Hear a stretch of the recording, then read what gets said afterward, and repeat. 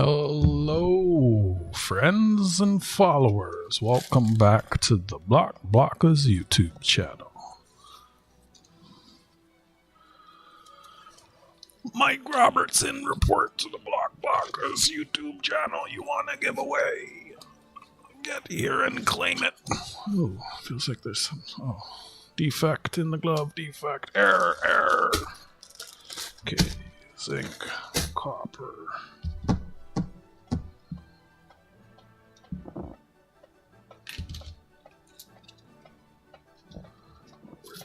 These are 2006s and BUs.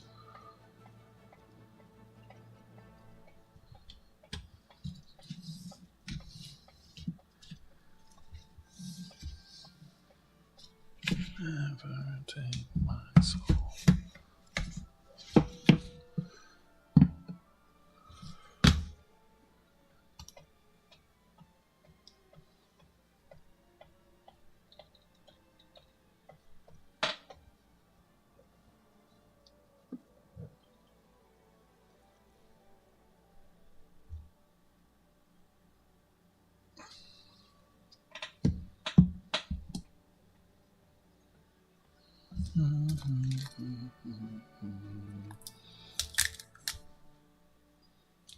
Let's get cracking.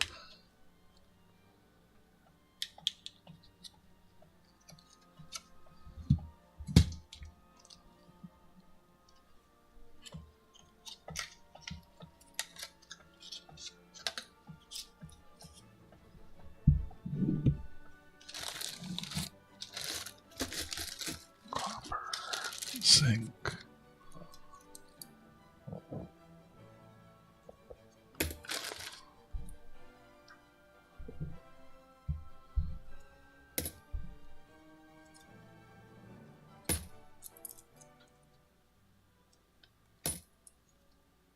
Hey, Hidden. Top of the day to you. How you doing? Good to see you. Hope you're doing well, my friend. It's not bad for a 73.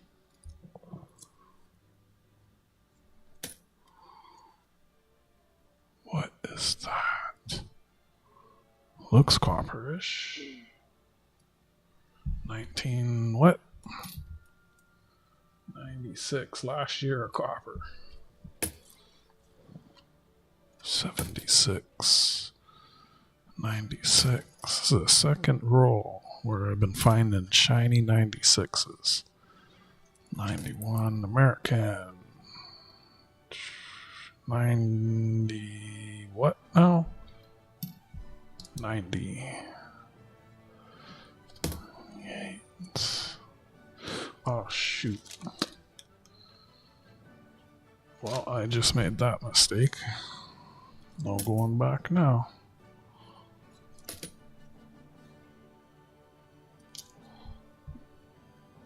$95. 92 is copper. 95. Wow, I've been finding a lot of really shiny 96s. American 78.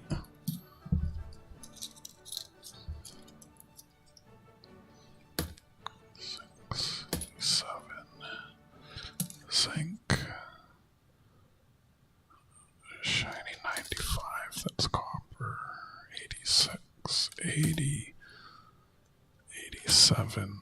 84. Ooh, there's the oldest so far today.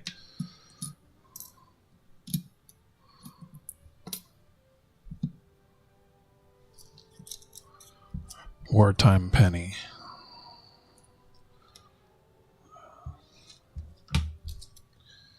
Should have this back.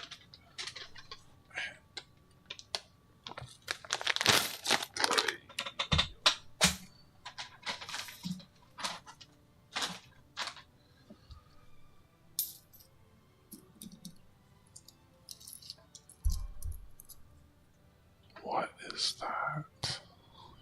80s? 91. 96. 93. 97. 94, 82, 73, 78, 90, 73. Whoops, I'm off camera. 92, 91, 87. Hey, Frank, you never sent me an email to claim your prizes. I'm gonna forget. 86, 70, 82, 94. How you doing? Should you be sleeping? Error.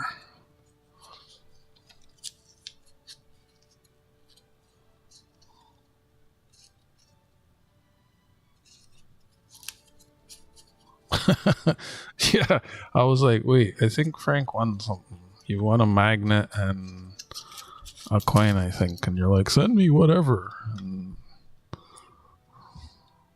so I think I sent you an invisible one.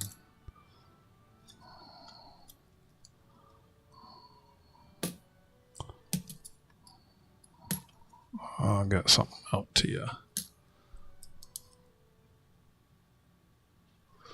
2005, 2001, 2007, 88, 97, 82, American. Hey, Jack. Good to see you, brother. How you doing? 99, 99, 2001, 87, 2008,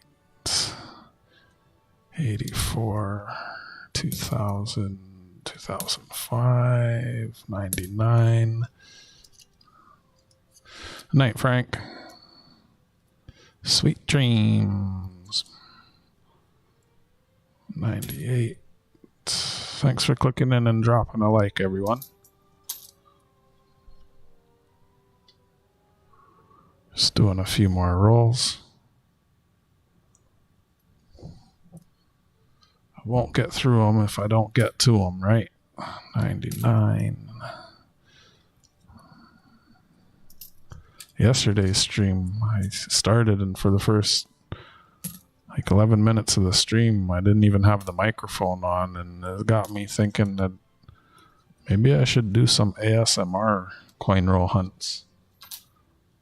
Just like I have a stereo mic, I could put it close to the coins in my hand and just have like coin noises and like classical music late at night.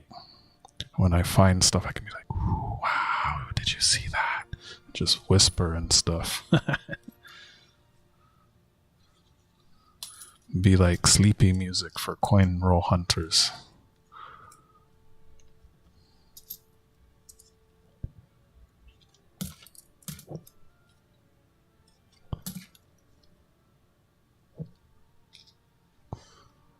Two rolls down.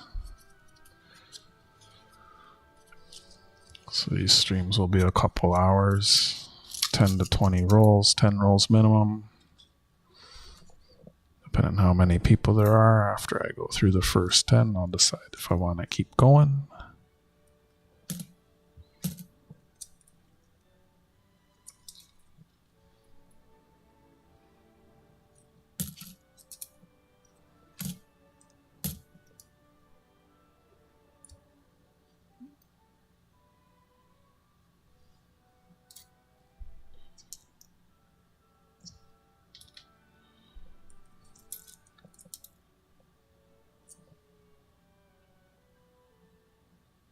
Six. Yes, it is.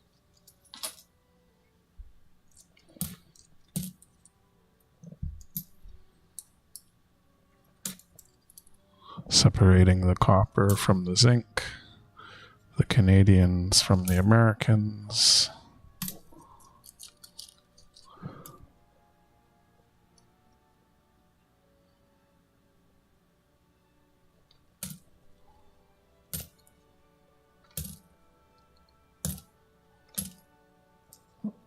That's the awesome stuff you got, Jack, from Miss Southern Belle and ZZ, or KK rather.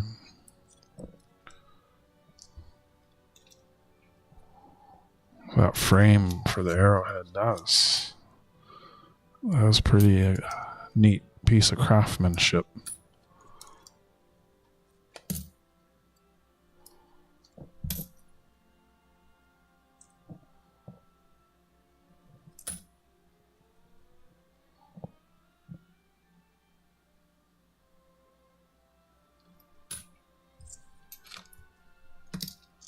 Yeah, I'd say.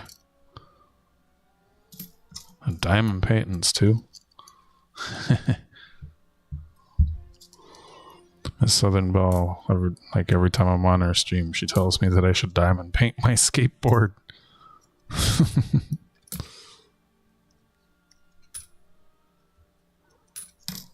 I don't know about that one, but I'm sure it would look awesome.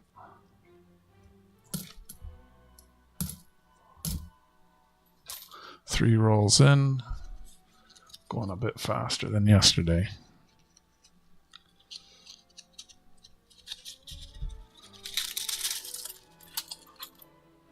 Oh, looks like there's at least a couple of Americans in here. American. Is this a whole? Oh, no. For a second, I thought it might be a whole roll of Americans, but there's a euro. American. 2006 goes aside. 2006 is a key date. Oh, for the diamond painting? Right on. Yeah, that one with the lady in the owl, that's pretty sweet.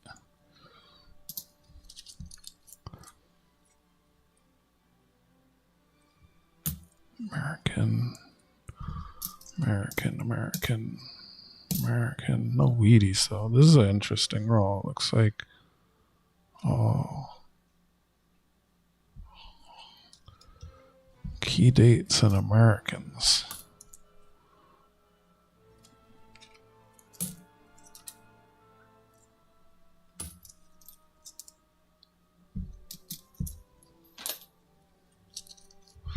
I'm gonna do that giveaway on Tuesday. This looks old. 63 only. Because Tuesday will be a month since I posted it. So even if it doesn't get... It's funny, I was looking and there's actually enough people commented, but not all of the comments were in the correct format. About a quarter of the people didn't comment correctly.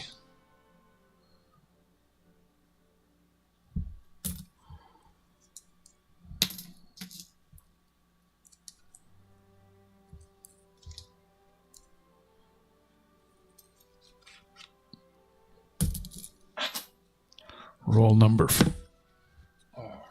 4.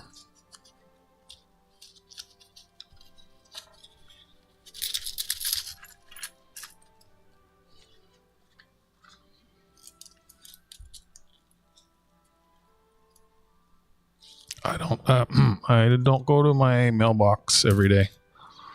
I go kind of randomly. There's some other stuff I'm waiting on too. So I have to check it tomorrow.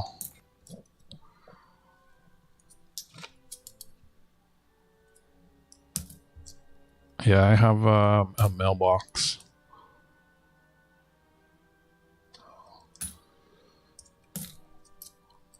It's like a business address and there's a receptionist. It's been really good. I haven't missed any mail or had any mail delivered to the wrong address since I got it, which is good. When I used to use my home address, the mail would go to the neighbors a lot, and I'm actually fortunate that nothing ever really went missing. But that's not very convenient having that happen. So I got a mailbox. So, yeah. It's not too bad. It's about, like, a few cents a day. Hey, Numismaniac. We got a numismatist and a numismaniac. Uh-oh. 96.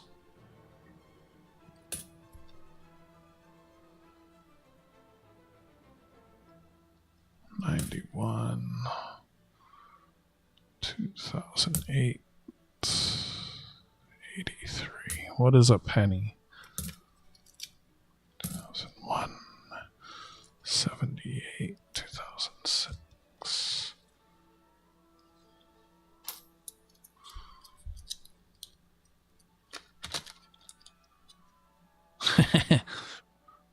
I wonder which one Yali's saying hello to. No, you already said hello to the other one.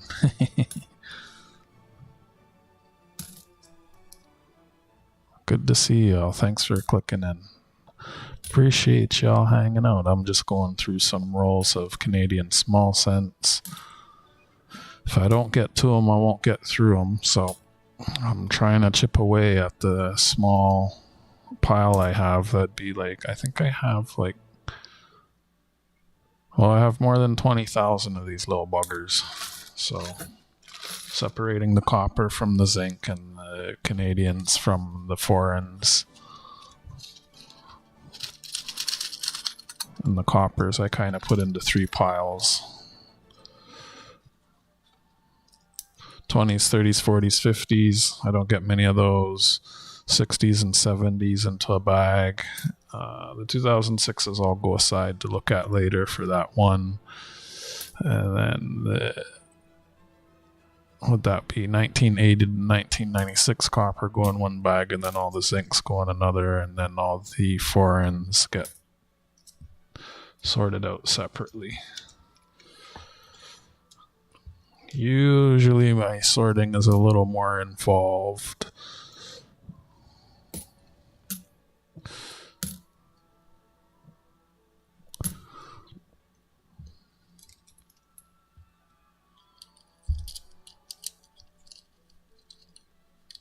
Nice.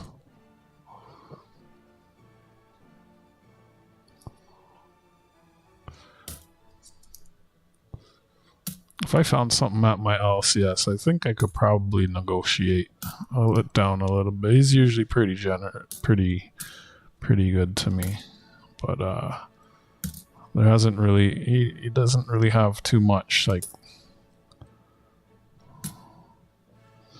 I collect stuff that glows in the dark. He doesn't get a lot of that, and I collect Toronto themed things. He doesn't get a lot of that. And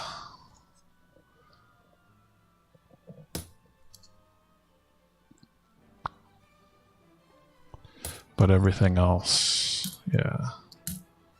He had some neat bullion the other day, and I kind of, not that I regret it. Bullion is bullion, but he had some half-ounce polar bears, Royal Canadian Mint polar bears. I'd never seen them before. But the point at which I saw them, I had already spent so much, I was like, F it. And then I went back, I was like, do you still have those polar bears? And of course not. Anything that's on the counter usually disappears pretty quick. Don't forget to weigh the 1983 US cents. Well, you know what it's like when you're down to just the key date. So really... some of the buildings. Oh, thanks. You know, I forget exactly how many. I'm going to say about 1,000 photos. I know I have, out of those, I have 380 that I print for the photo cards. And then the magnets were just like maybe a dozen out of that 380. Everyone kept asking for, well, not everyone. There are a few people, are you going to do stickers? Are you going to do stickers? Are you going to do stickers? Are you going to do stickers? And like the photo cards were my thing, right? But then I decided to just start making some magnets. So but that's when I'm in the warmer weather, when I'm getting around on my electric skateboard, and sometimes I forget, like I'll be skating. Whoops, I didn't mean to drop that in there. Okay, I found it. Sometimes I'll be skating and I see something. I'm like, ooh, I don't take the pictures with my phone though. I have a SLR and it shoots RAW. So the way it takes the pictures, it allows me to process it in a program called Adobe Lightroom and just make it pop a lot more. Like I enhance the colors and stuff. And then the little printer I have is pretty good. But sometimes I skate past something. Like there was some really nice artwork I saw a couple years back. It was under a bridge and it was a really neat native themed thing. I think I have a picture of it in my old cell phone, but for the life of me, I can't remember where it was. I don't always get back with my camera to take a picture, and I'm not always out with my camera to take pictures. So, like, there's some stuff in the center of the city that I've been wanting to take a picture of for a while now. I guess the weather's to the point where the weather's warm enough for me to start hitting up some of these branches for coins again. I should start calling them this week and letting them know to hold stuff for me and call me when they get stuff. That's actually a neat color. That can go with my toners. I'm making a book, A Small Sense, that's just all interestingly toned coins, purples, blues, that yellow, whatever that was there. Yeah, it just came to me one day. I've always taken pictures since I was a little lad. And I said, you know what? Because a lot of people, they have the same thing. And I guess I kind of shot myself in the foot too, because it's like someone wins one and then they want, oh, I want that one too. I want that one too. Like Pokemon, collect them all. If I only had one, then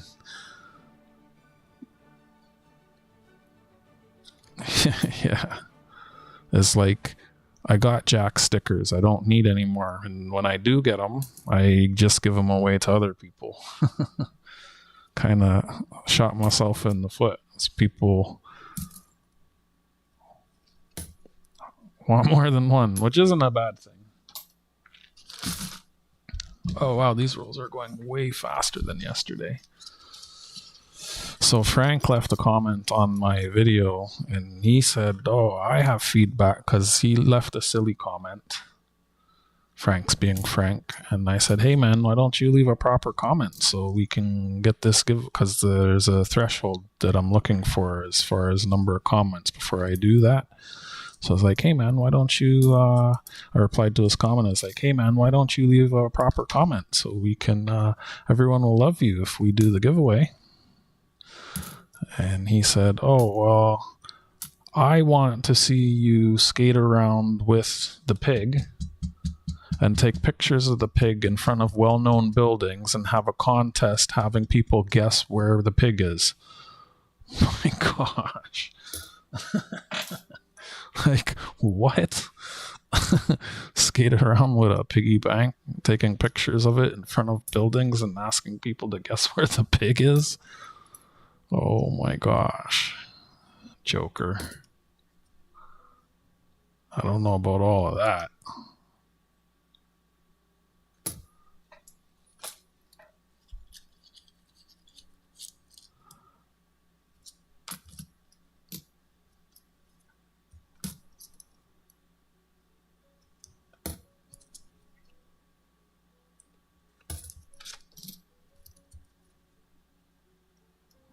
Also, thank you. Hoping Mike Robertson pops in. He won the giveaway last night. He has today to claim it. Well, yeah, today.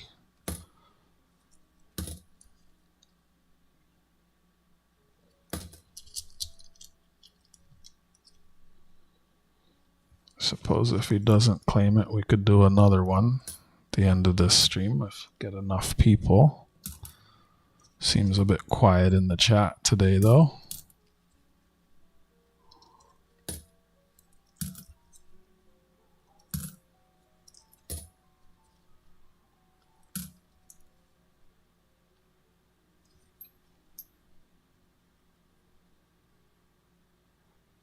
It's a really good idea, just not with the piggy bank full of coins. Like, I wouldn't have thought of that. Like, it's something I'd more do with one of the stuffed animals. Probably not the bear, because the bear is older and I don't want it to get wrecked. Maybe with the turtle. The thing is, I start doing that and it's going to get so dirty just from jamming it in my pocket or my bag. It will, I mean, turtle has less sentimental value. So maybe, I'm not sure, pick up, not sure what I would use really. But it's a neat idea.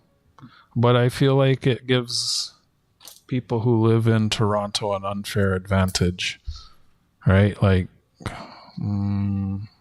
anyone from Toronto is going to do better than those of you who are here in the chat now and not from Toronto. So it's a bit of an unfair contest too. So now that I think about it, unless I did like something really well known, like, and I can really only think of one place, like the CN Tower, right? Like, how many places can you boys name that are in Toronto aside from the CN Tower?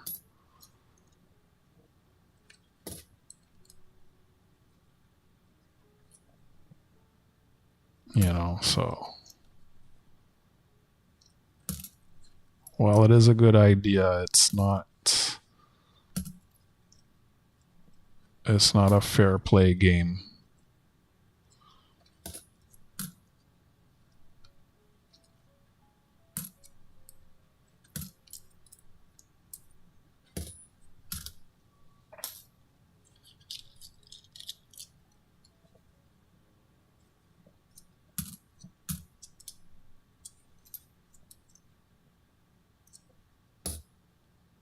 Those Nanabozo coins, I'm going to try and sell them together. And I'm going to put a discount on the one that I've had for a couple weeks now. And if no one wants them together, then I'll split them up. But there's a coin show coming up here in the Greater Toronto area in a couple weeks. Looking forward to going to that. Hoping I can find some interesting stuff. Some more glowies. Maybe get some more of the glow-in-the-dark toonies. I'm always low on those.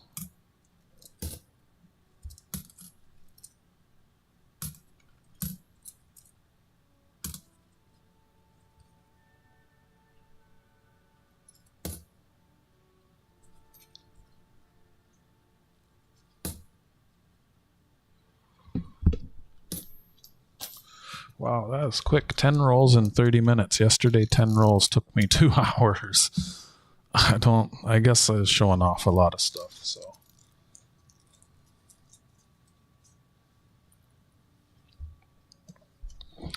These are neat holders that you used to get from the bank for all different denominations. I know there's some old coins in here. Actually, this will be handy. I could put the old coins on my desk in this, so they kind of stand out.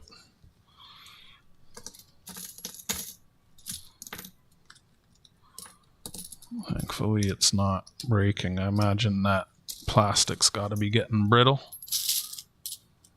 There's an American.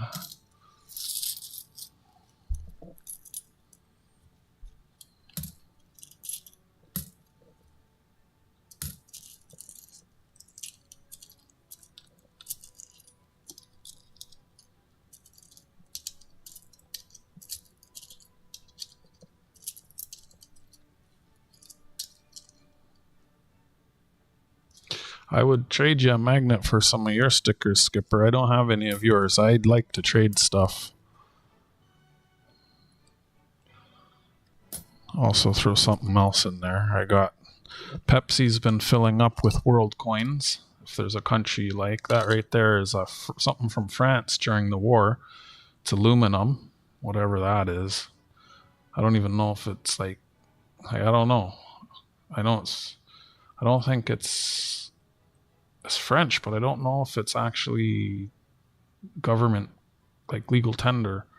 So I have stuff from all different countries I could throw in, and I got my channel magnets. I could send a magnet and a photo card, and a couple world coins, or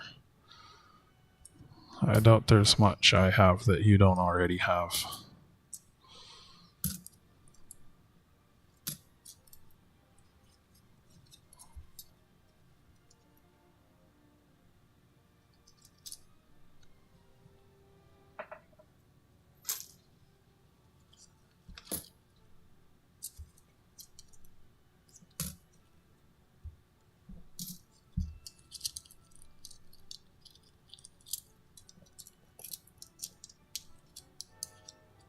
And I put stickers on my Jenga towers. Jack, Frank, Dimebag, Coin Crew, Looter, Ghost Nancy. I put them on my coin books too.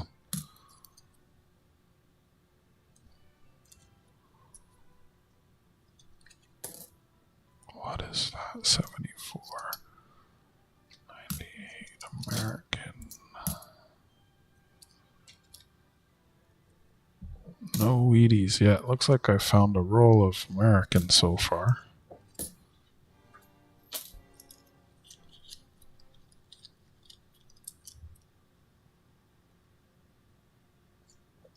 Let me make sure that's not a 6. See, it is a 6. I'm glad I looked.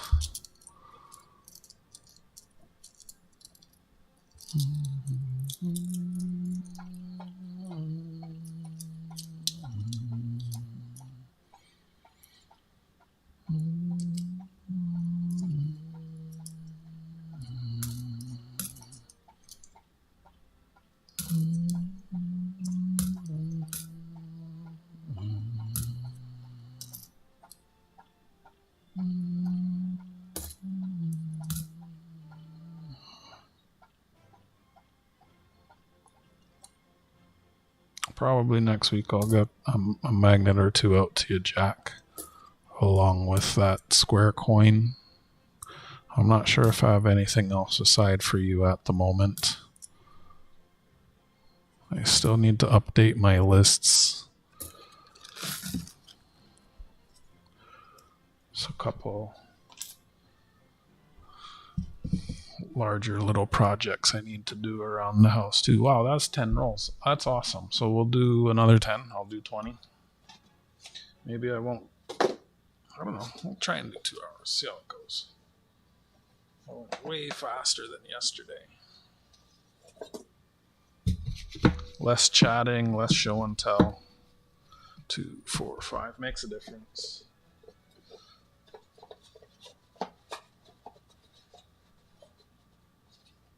Jeez, the chat hasn't even gone off the top of the screen for me yet.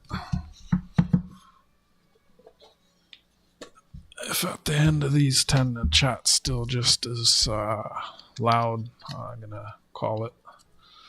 I'm happy doing 20 rolls in a night.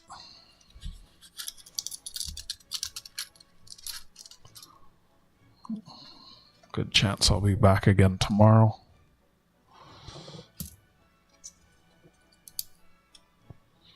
Just trying to get through these.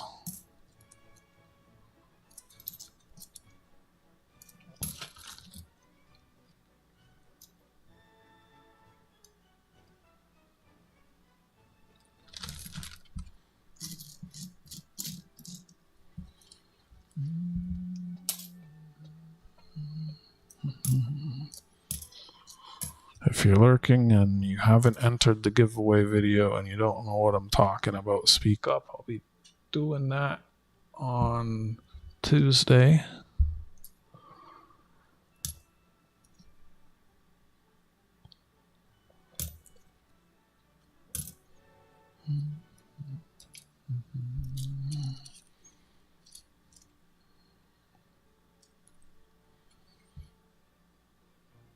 If you are watching and you don't mind, share us out. I'm trying to grow the channel. Be lovely to get to 500 subs. That's one of the first milestones that we shoot for here on the YouTube.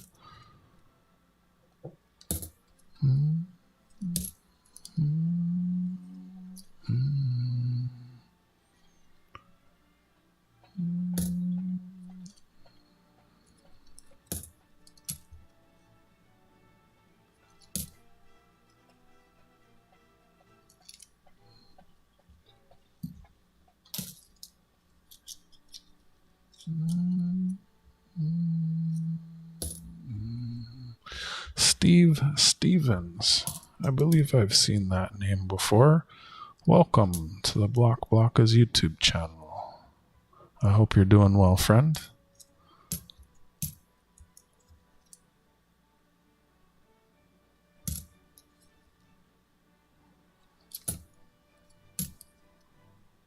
I'm going through rolls of Canadian small cents. We stopped using these in February of 2012. I have a number of boxes that I'm working my way through.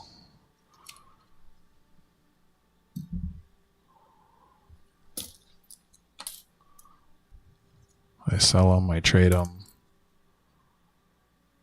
Mostly I'm trying to find the ones that are missing from my books. I'm missing about 6 from my book.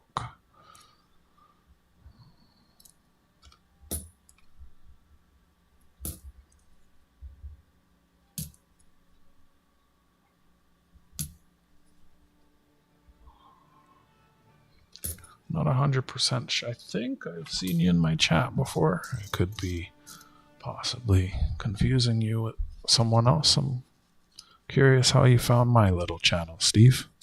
Where are you from? What do you collect?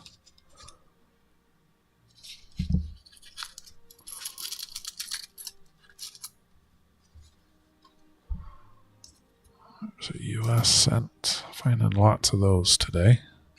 I'm separating the copper from the zinc and the Canadian from the foreign.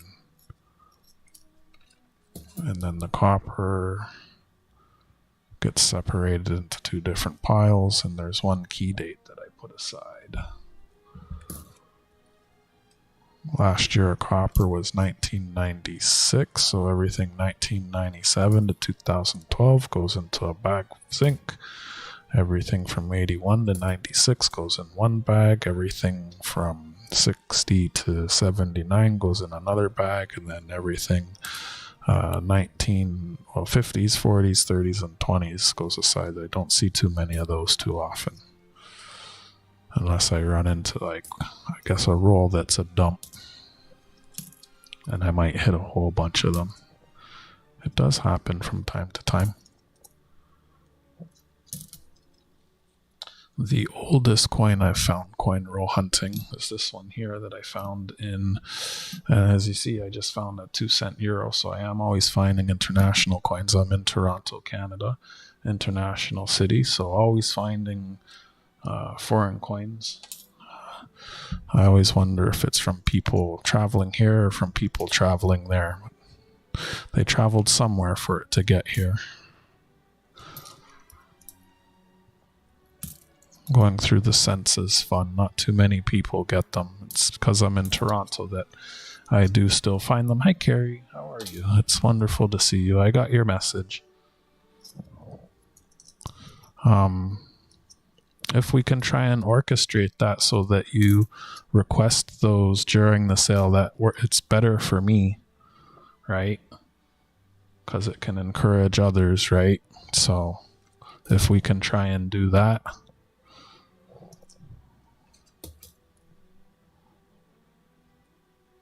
I have multiples of each, so you'll get a set. You'll get a set, and they'll go out with your mail bag. So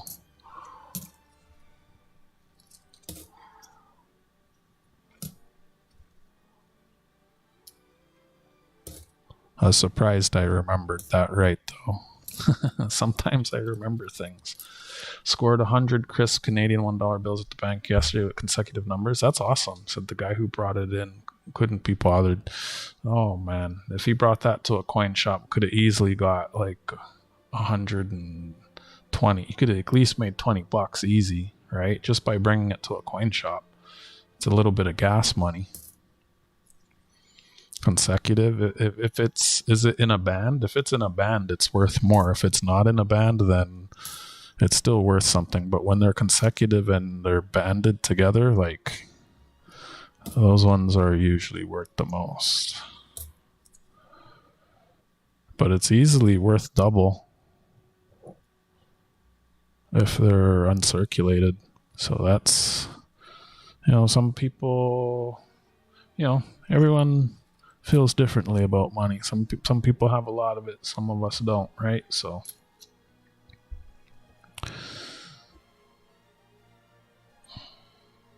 like some people can't be bothered going through cents like I do. It's like some people go through the Canadian coinage looking for silver. I really can't be bothered doing that. It's not nothing wrong with it, to each their own if it's fun. Like once I found all the commemoratives and I had a tackle box full of extra commemoratives, I really kind of lost interest in doing that myself. That's still something special. That's still something special.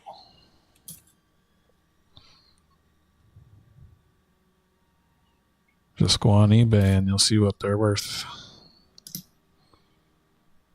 You'd probably get more for them online than at a coin show. I mean, if you brought them to a coin show, you could use them to pay for something and get a little discount on something. You probably get more for them in trade than straight cash, if you're negotiating skills or anything.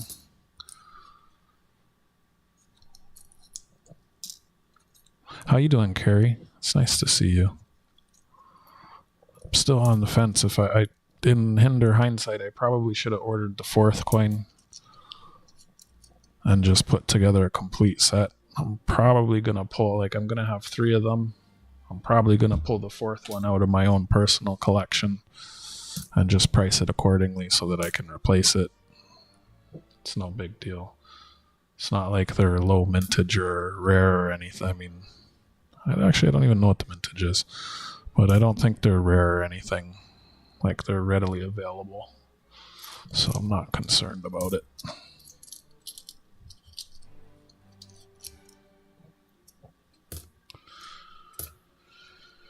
You're gonna have a big mailbag. That's okay. It's under the threshold. Hey, Smog, you changed your thing. Your stuff's gonna have to get split up too.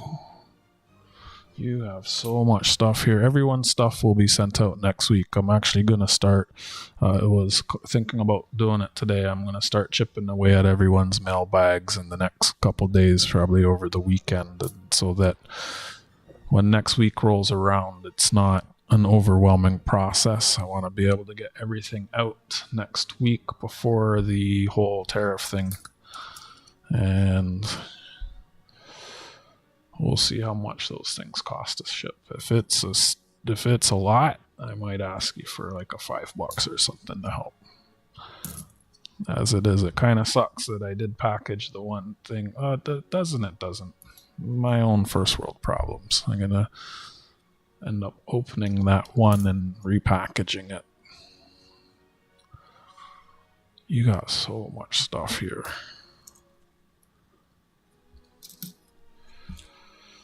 We'll see how much it is first. I think it's more like the weight of the things, but I'm not worried about it. But I'll let you know. If I'm like, holy snap, that's a lot, then I'm gonna be like, hey.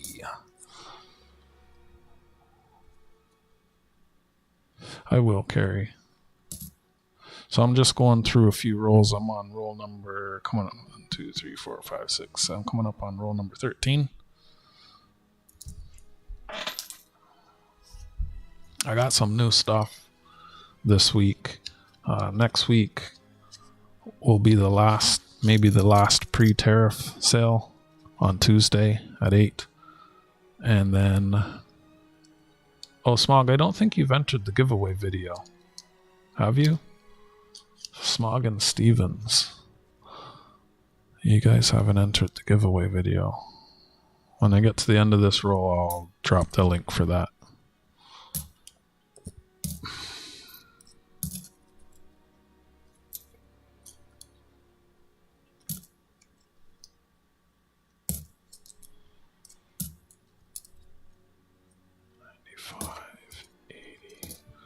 Did you? Maybe you did. Sometimes hard. I was looking at it just today, counting them up.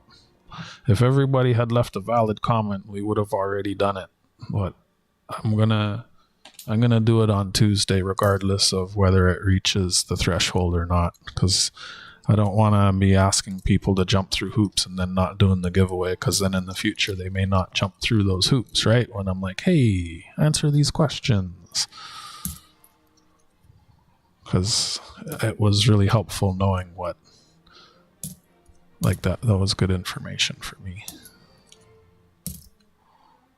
I really wanted to know what people collect and are interested in seeing, right? Otherwise, I'm pretty much just guessing, which didn't really work out the first stream, but that was why I had such a variety of things. I brought all the non-silver stuff back.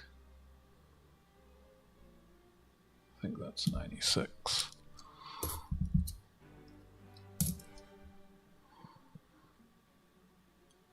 I can't even remember. Were you here on Tuesday? Yeah, you were here on Tuesday. You saw the Maple Leafs, and I picked up. Don't tell him, he'll want more. I picked up a bunch of BU halves.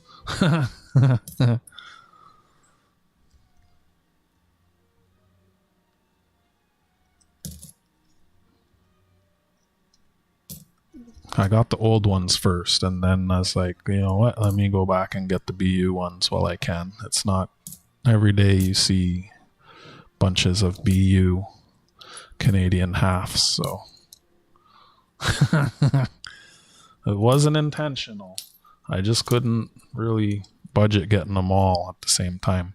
There's some things I get on consignment, and there's other things I buy.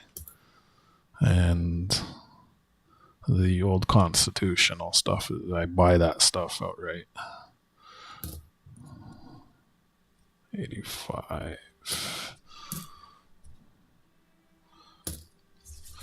Let me take a little break. 1, 2, 3, 4, 5, 6. Get some water. I got a funny taste in my mouth. I'm going to share that link. Oops. I returned 2 of the 3 of these. I kept 1 of these. I was looking into it after you told me what the melt is. So that melt is like $100, and I'm asking $120. I think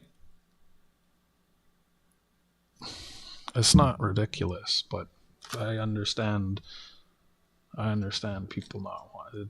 It's like I've said, I wouldn't be buying Canadian coins from America, so but there might be someone who wants it, right?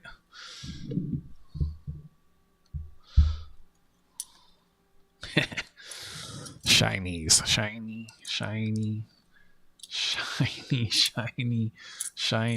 shiny, and I almost don't even want to sell these, because it's like I don't see this too often. I got some of these. Some folks were saying they wanted those, so I got 2. There were more, but some of them had. I got the 2 that had the least amount of wear on them, so I have those. That's also 80%, and I got a 29 for my collection because I didn't have a 29, so I got a 20 and a 29. I don't see these too often, so I grabbed them, but I did get a couple of those because I think there was 1 or 2 people that were saying how much they were wanting to buy mine, and so I got those. I did get another wolf. Even when they're tarnished, I like to have a few of these. People always seem to like these, so I like to keep them. Whether I keep them or I sell them or I do a giveaway for them in the future, that's that. And that's pretty much the dullest one in this set. That's a 40. So that's during the war, isn't it? 40 was during the war? Or is that 40s during the war? The war was like 39 to 45, wasn't it? It's so before my time. I should know that, but I mean, I was watching one streamer and he thought the World War was in the 1800s, so sometimes I watch these young streamers over on Twitch, and that's what they all want to be. They want to be streamers and get paid to be themselves, and then watching them struggle to read the English in the chat, it hurts my brain sometimes. Oh my gosh. Oh, sorry about the chair. One of these days I'll fix it. It's annoying, I know. It annoys me too. I got a bunch more for the pig. Pepsi's like half full. I picked up some more.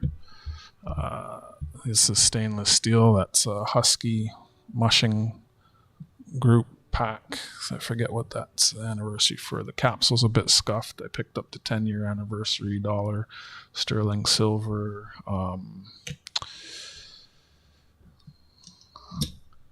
Sterling silver quarter. I got some more graded dollars. Shh, don't tell them.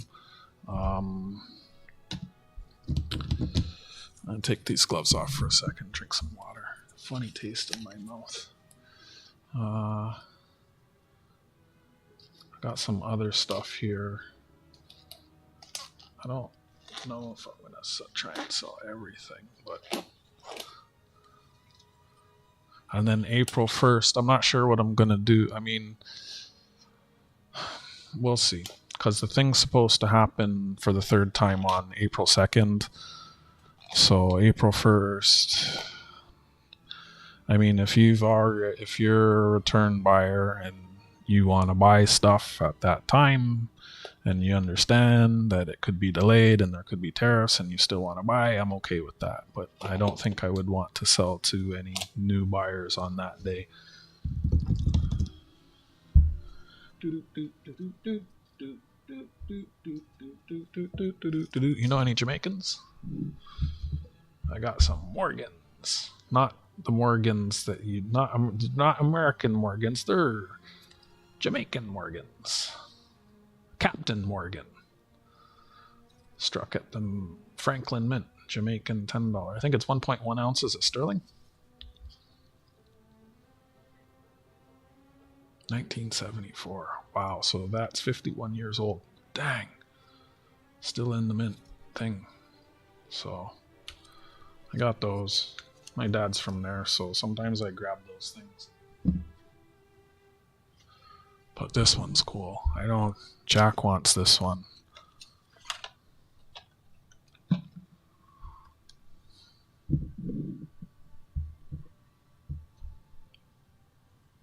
Maybe someone will buy it and gift it to him.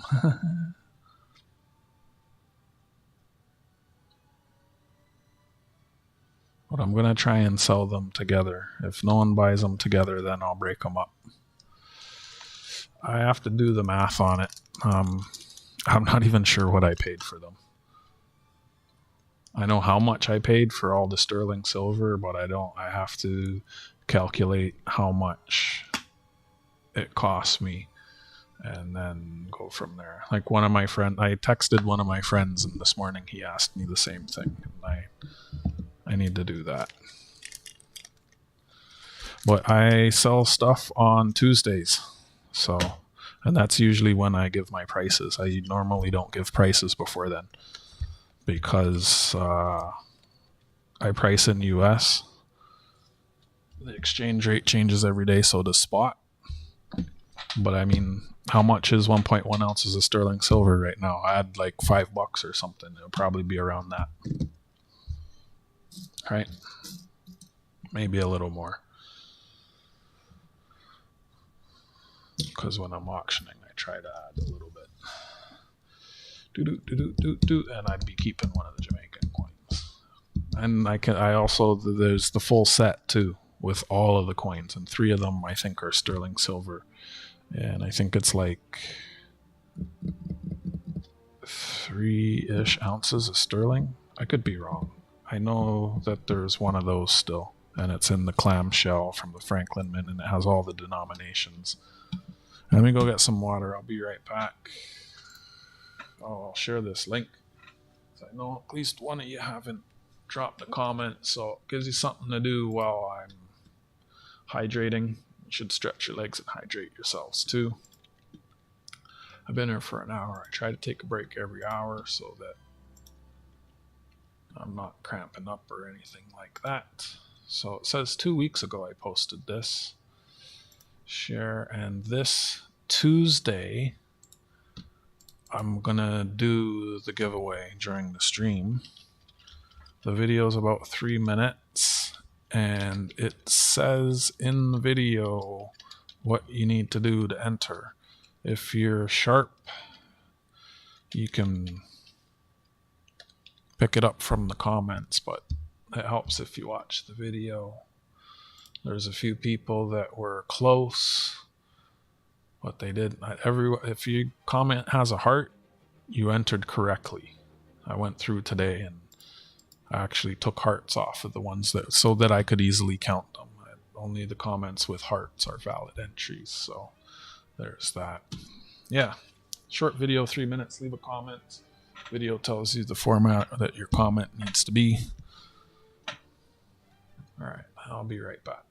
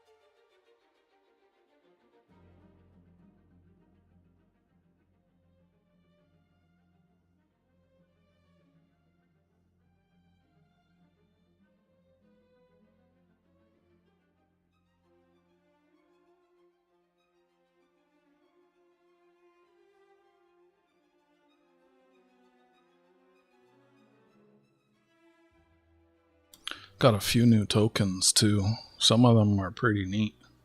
They're in the pig now though. Sterling. New foreign. This one's still neat. I got this token. There's a few of these. I'm not sure what I'll do with those. I wonder if this kind of, I don't know if that's the Royal Canadian Mint mark or not. It's a token for the 100th of Canada, 1967, 100th anniversary of the Canadian Confederation. I know 67 is big to a lot of people. So that's a neat one.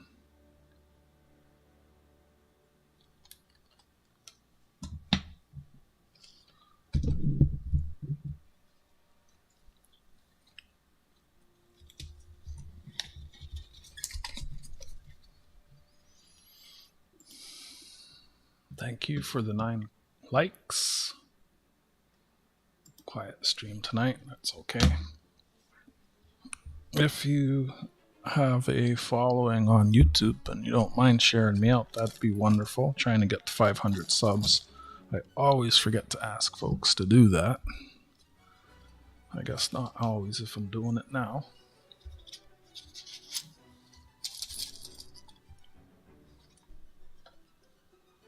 So I'm going to continue on. Going through these Canadian small cents, separating the copper from the zinc. Now that's a nice one for my book of toners, because I'll be danged if that isn't a purple one. That's awesome. Putting together a whole book of toners from every year. That's almost a nice 2000. That one's kind of dirty.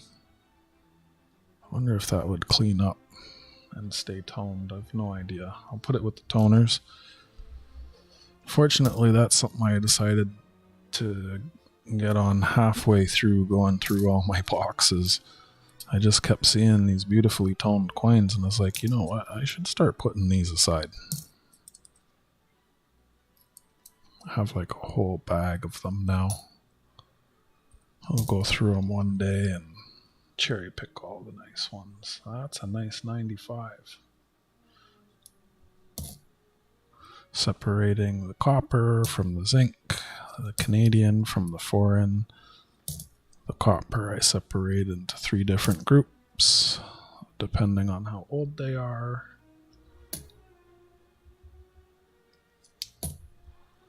Because they have different weights.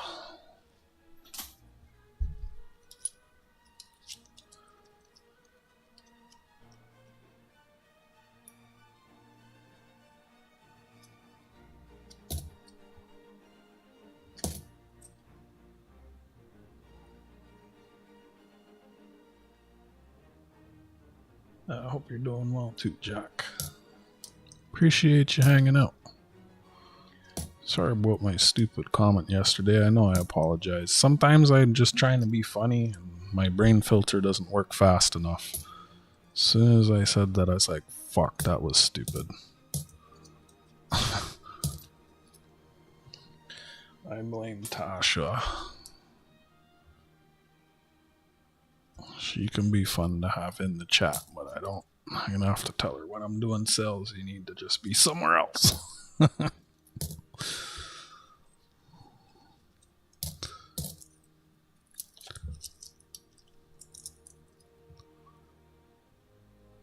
Go do one of your own streams. That was her first time clicking in. She's from Twitch. 84. She plays games on Twitch. 6.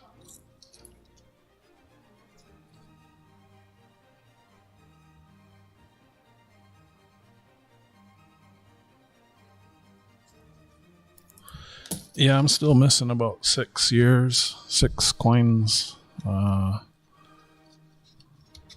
I actually forget. There's a couple from the 20s. I think there's one from the 40s.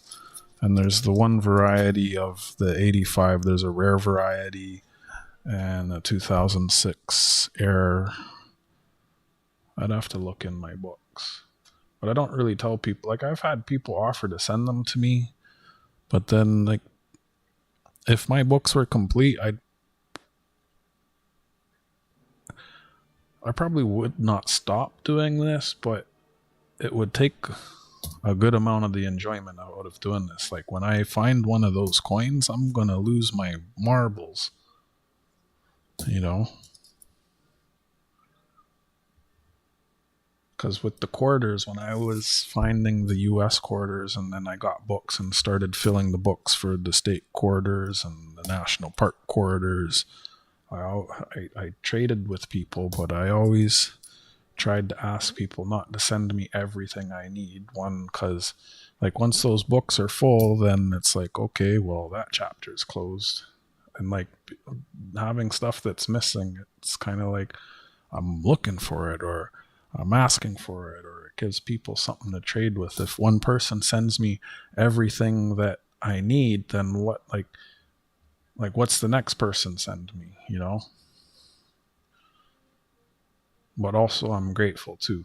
Like, someone sent me a whole completed book, which is awesome. So, which is a part of my collection, and that's really sweet too. But like, yeah.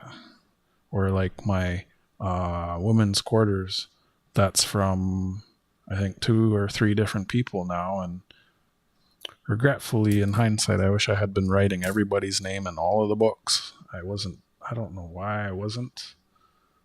I think I write people's names under the coin in the book now, so that that's there. I mean, I know who sent them to me, and it's in the video, and everybody else knows who sent them to me. So there's always that. But it's nice when it's a collection that's completed by friends, you know. But the small cents, because like the small cents, I could just I could go on evilpay and get them. I could go to my coin shop and get them.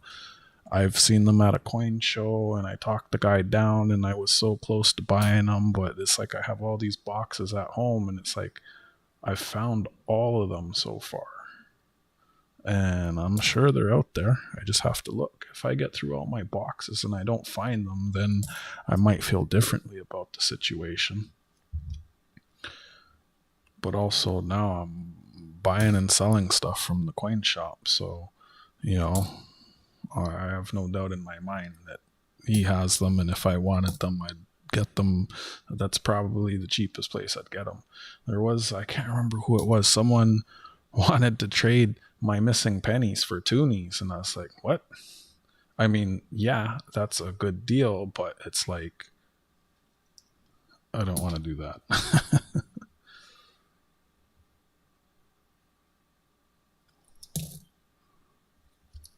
It's actually a really good deal, I think about it, because some of the ones that I'm missing sell for like $30 to $50 Canadian.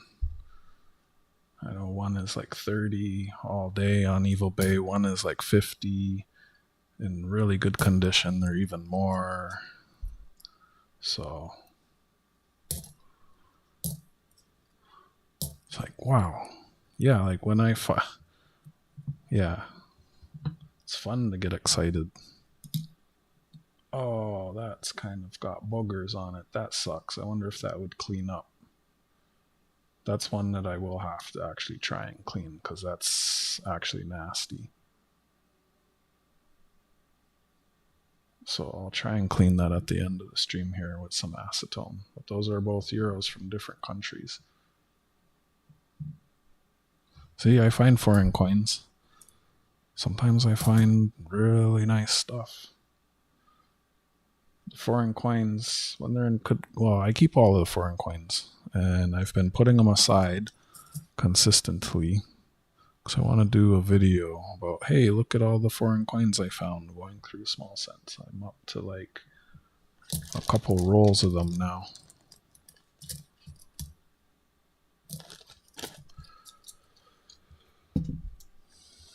That's okay. It's a quiet chat tonight. You have me all to yourself and you're ignoring me, eh?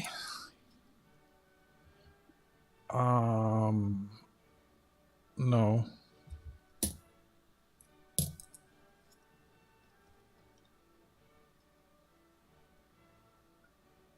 What's going on, JJ?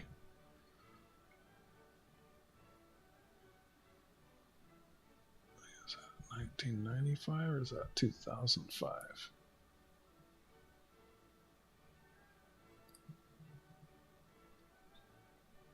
Yeah, I don't know. I can't see the date. I'll just put it with the zinc.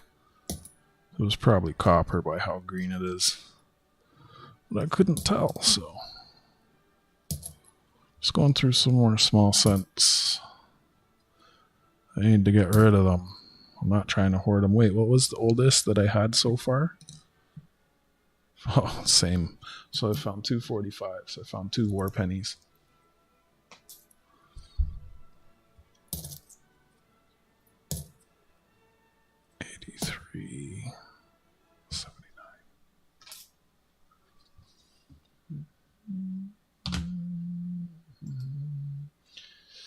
JJ did not like the stream. What? I hoard likes. Thank you for the 9 likes.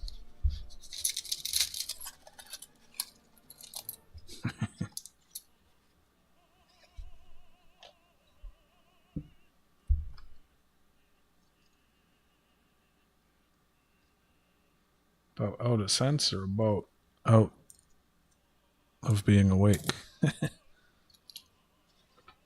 I got like 9-ish boxes to go. You hit like, so you must, had 9 likes well before you said hello, so JJ was lurking. He did not want to say hi. Thank you for the 10 likes. Lies. Can't fool me. I'm not. I might have been born at night, but I wasn't born last night.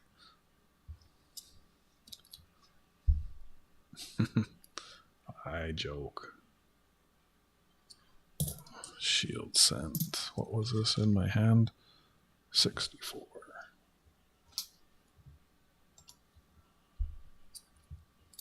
Hey, Otis.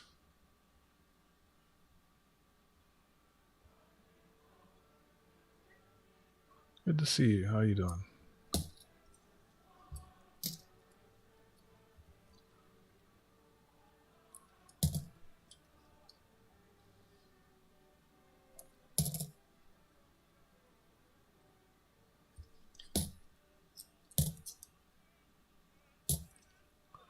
I'm just going through more small scents. I'm gonna try and do this somewhat regularly. I have so many boxes of these things, and I've been neglecting it for a few weeks.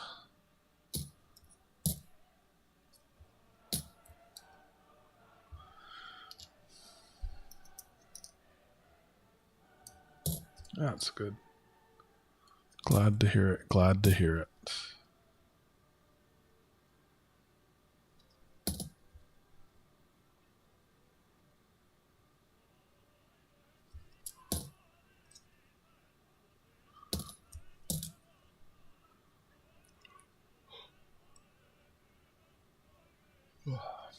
I'm not yawning. You're yawning.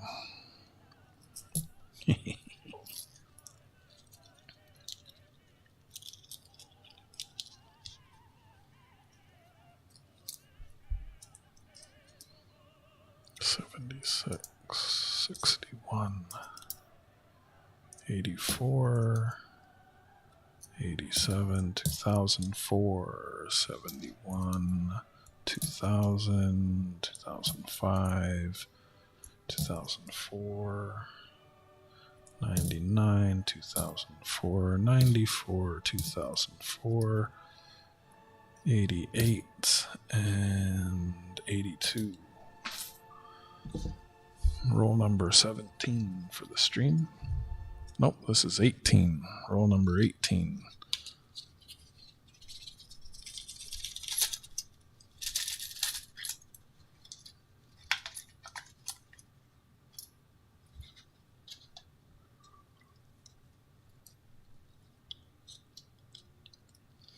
$99.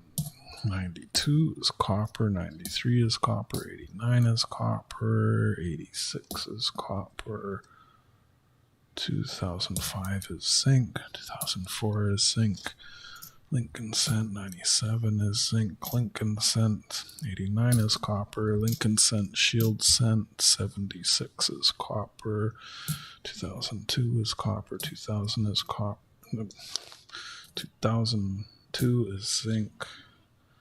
So my brain is operating faster than my lips. 2003 is zinc, 77 is copper, 2004 is zinc, 2006 gets set aside. There's a valuable error in those years. I don't look for them as I'm hunting. I put them all aside and I go through a bunch of them at once. It's easier. 93 and 82 are copper. 2001.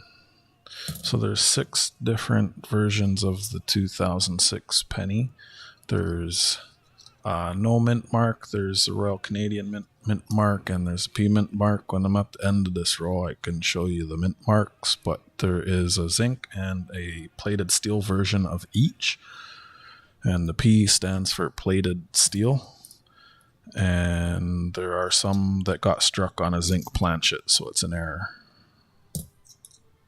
I've gone through an entire box and have not found it. I've found the other 5 varieties, but I haven't found that one yet. So that's one that I'm missing. I hope to find it. Lincoln cent, 2000. And I put them all aside, and when I have another box again, or when I've gone through all my boxes and I have all of them, I will. Oh yeah, I forgot I used to put the 85s aside. I stopped doing that. There's a rare 85 variety also. There's that's pretty. There's a blunt and a pointed 5 and 85. The color on that's real nice.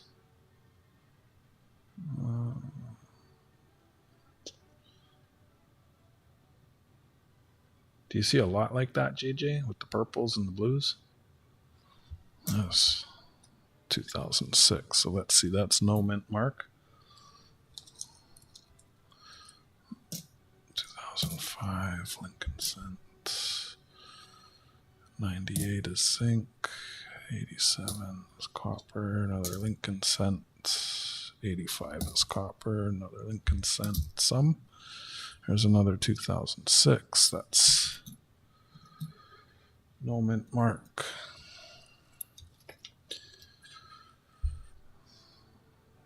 Is that a 5 or an 8? Looks like a 9. I think that's zinc.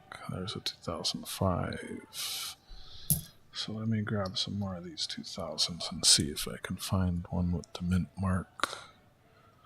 Those all have no mint mark. And then so you would take a magnet and let's see. Where's the magnets? So those are all zinc. And then the steel ones stick.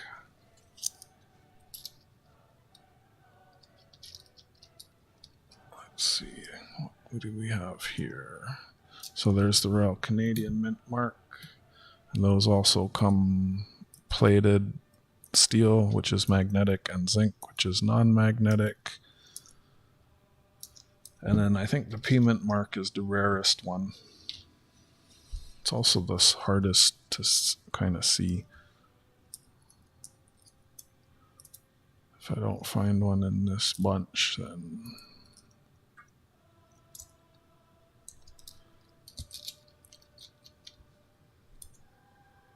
I usually do them all at once, and I'll throw them under the scope looking for the P's so I don't miss it, and I magnet them all. And then there's another, there's one that's worth like 100. Coins in Canada has all the information.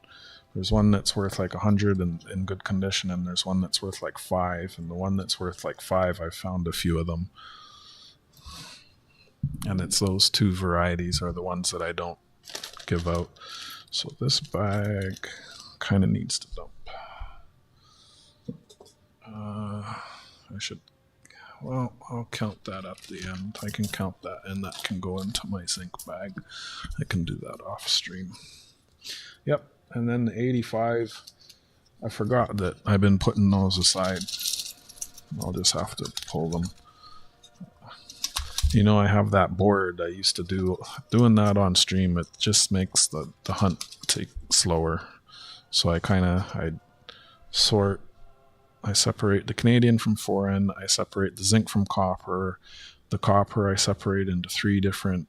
So I get 1920 to 1959. And then I put the 60s and 70s into one bag. And I put everything from 1980 to 96 in another bag. So essentially these are one sort board. The others are another sort board. And I pull the 2006s. I think there's a foreign in there. That's why they're not coming out. And I started pulling all the ones that are like green and purple and blue, because I want to make a book of all the ones that have nice toning. 81. I wish I had thought to do that from the very beginning. There was a lot of coins that had very beautiful twining that I never held on to from the beginning. Like that's borderline. It's not very vibrant. It's a bit dirty. I'll grab it though. It's only a cent. I might not have one from that year yet. 86. When I go through the US, I got to remember to weigh the 83s. I have so much US cents now. Like, I still need to update my weedy list.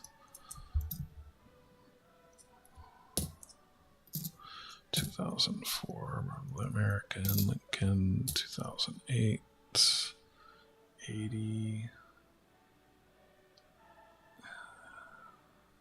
I'll put that with the toners.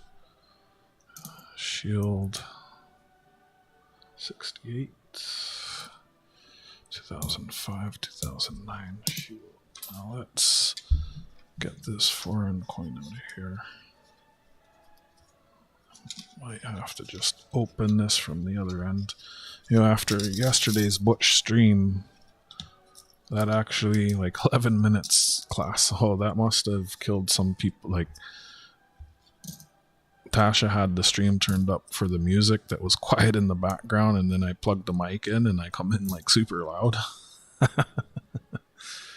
But that had me thinking, I mean, would any of you, like, I'm thinking about doing like a coin ASMR. Like, let's say well, I don't know. I was going to say if I'm not in the mood to talk, but when am I not in the mood to talk? But I have a binaural, which that's like a stereo microphone. So I could put that close. I could have that like here close to the coins. And if you're a headphone user, you would hear when I'm on the left or the right of the mic, it's stereo. It's got XY axis mic. And basically I'd play classical music and I wouldn't even really talk. Like when I find stuff, I'd go, oh, wow, look at that. If anything, maybe I'd have a soundboard with like sound clips that I play, kind of like how Great Scott does, that are appropriate to finding certain things from different years, but just be like classical music and the sound of the coins, like late night ASMR coin roll hunting.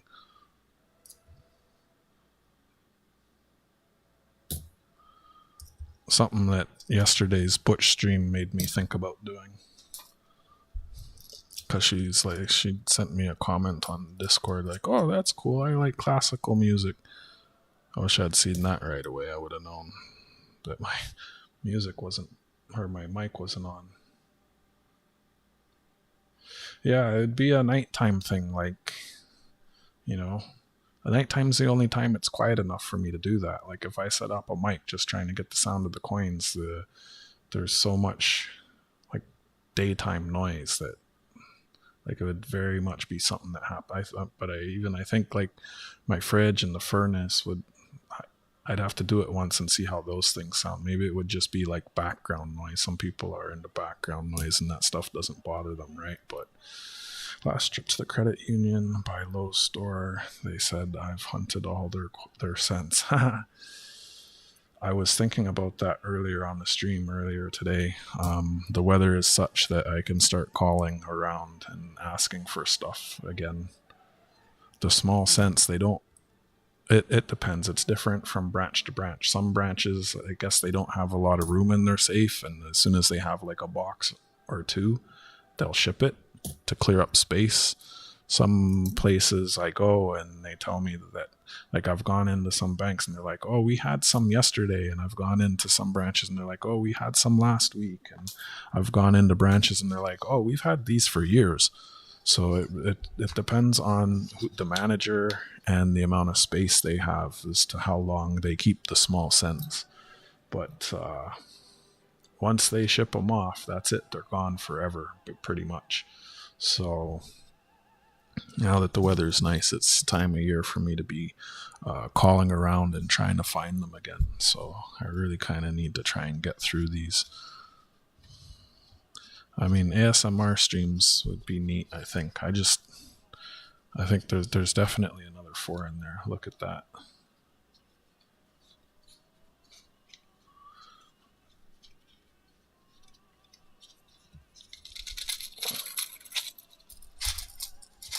And I hit up all the banks that I could get to around me in the fall. So hopefully they have more. I know some people probably would have been bringing stuff in, or maybe around the holidays. That cheesed me about one branch. I went in last month, and they're like, oh yeah, we got so much coins for Christmas and we shipped them off. I was like, what do you mean you shipped them? You know, you can call me when you have stuff. And they're like, oh yeah, we forgot.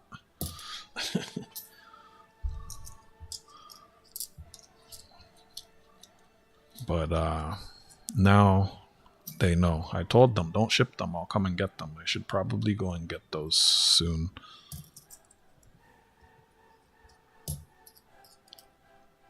Well, I'm not. Yeah, I live in a big city, and there's other people that go in. Like, they're not always. There were some. I had some people at some branches, and they would hold stuff for me, or they would call me.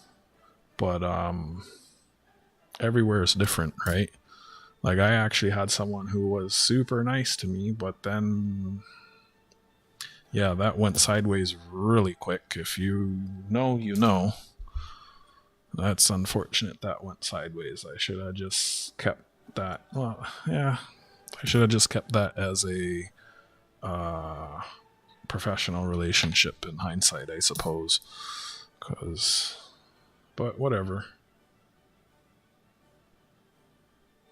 It's what it is.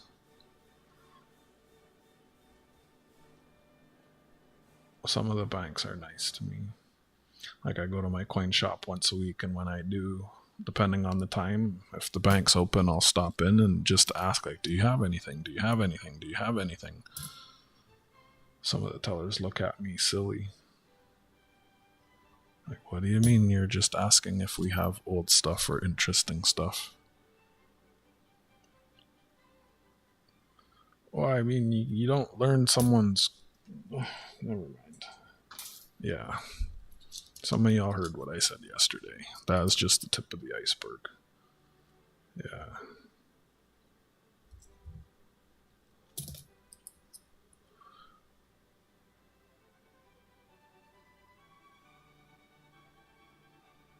But in a nutshell, before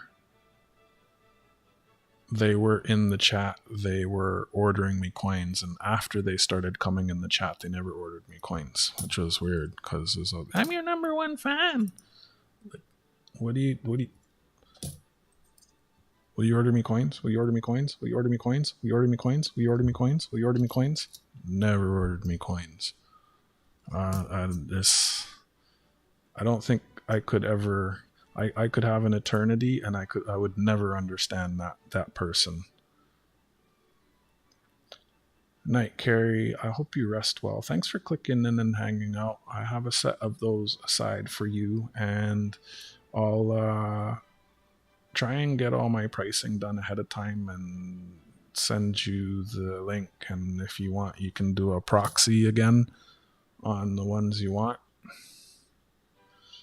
But the other ones that you emailed me about, those aren't an auction item. Those are a bin, and I have a few of those, and I'll hold a set for you. Just to follow up on that again. I don't know if I'll stream before Tuesday or get a chance to talk to you before Tuesday. So thanks for clicking in and hanging out like always. I really appreciate you always spending time with me here on the Blockers YouTube channel. Y'all could be anywhere doing anything with your time, and y'all hang out with me, which it tickles my tail feather that y'all do.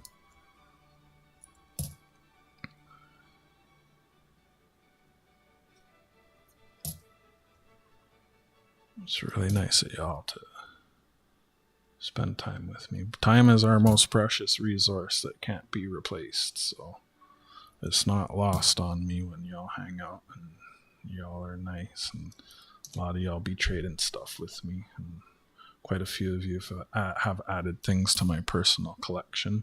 I like to trade Otis. I like to trade Steven. I like to trade things, and I sell things, and I used to play a lot more games. Once I get to 500 subscribers and I have the channel membership thing turned on, I'll start doing that again. It's just, I didn't want to get carried away spending money to give things away without really having any kind of return, so to speak. Most of the tellers in the 3 branches I have know my wife. A lot of the banks here in the city have such a high turnover that I can get to know. It depends on the bank and the neighborhood and the branch, but some of them have such a high turnover. It's like I get to know someone, and then like literally a month or 2 later, they're gone, and it's a new teller. And Sometimes the tellers they'll ask me, are you a collector? A lot of times I just say no.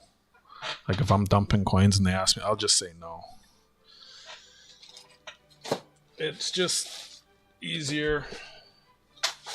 But sometimes, like, there's a lot of times where I've brought them donuts or, I'm just nice to them. And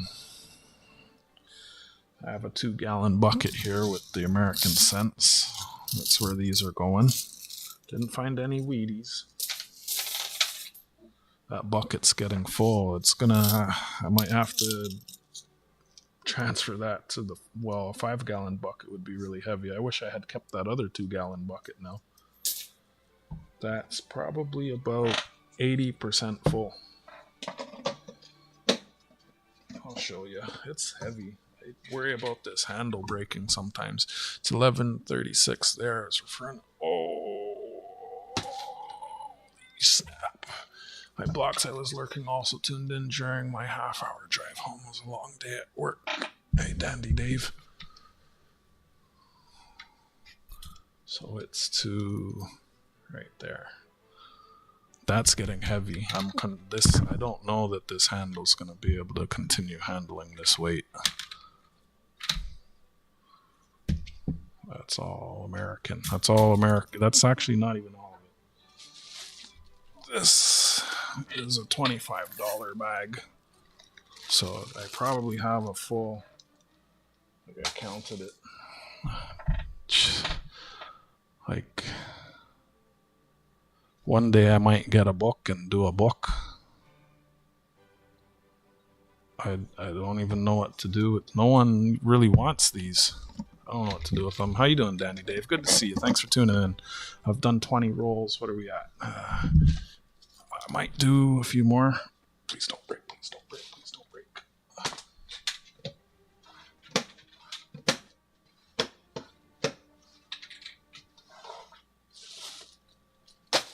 Dave, have you left a comment on my giveaway video? Oh, almost a face reveal.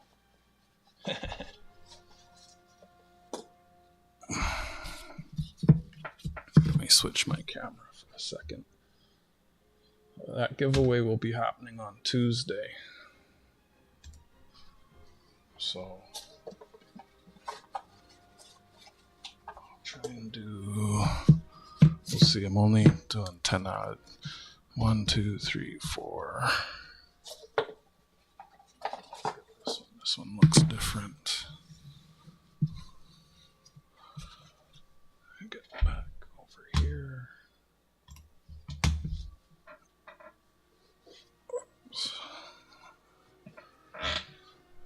Otis, I had read both of your comments when I replied to you there, just to follow up with you.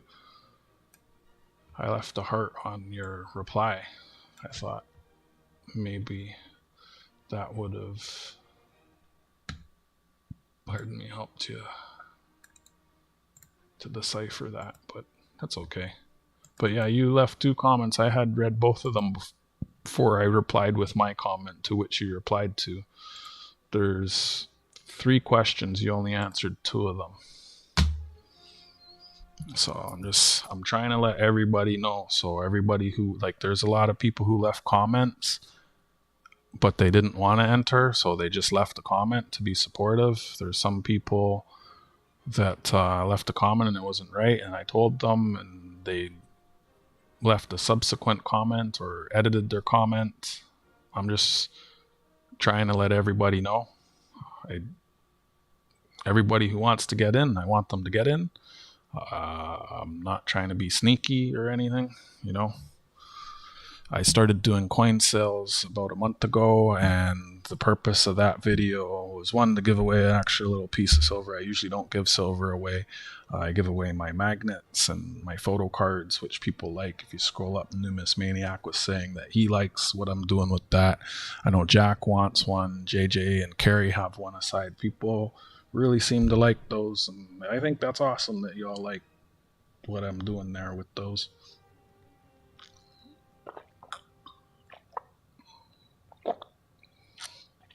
So I had just made my channel magnets and decided I'd reveal them and give one away with a piece of silver.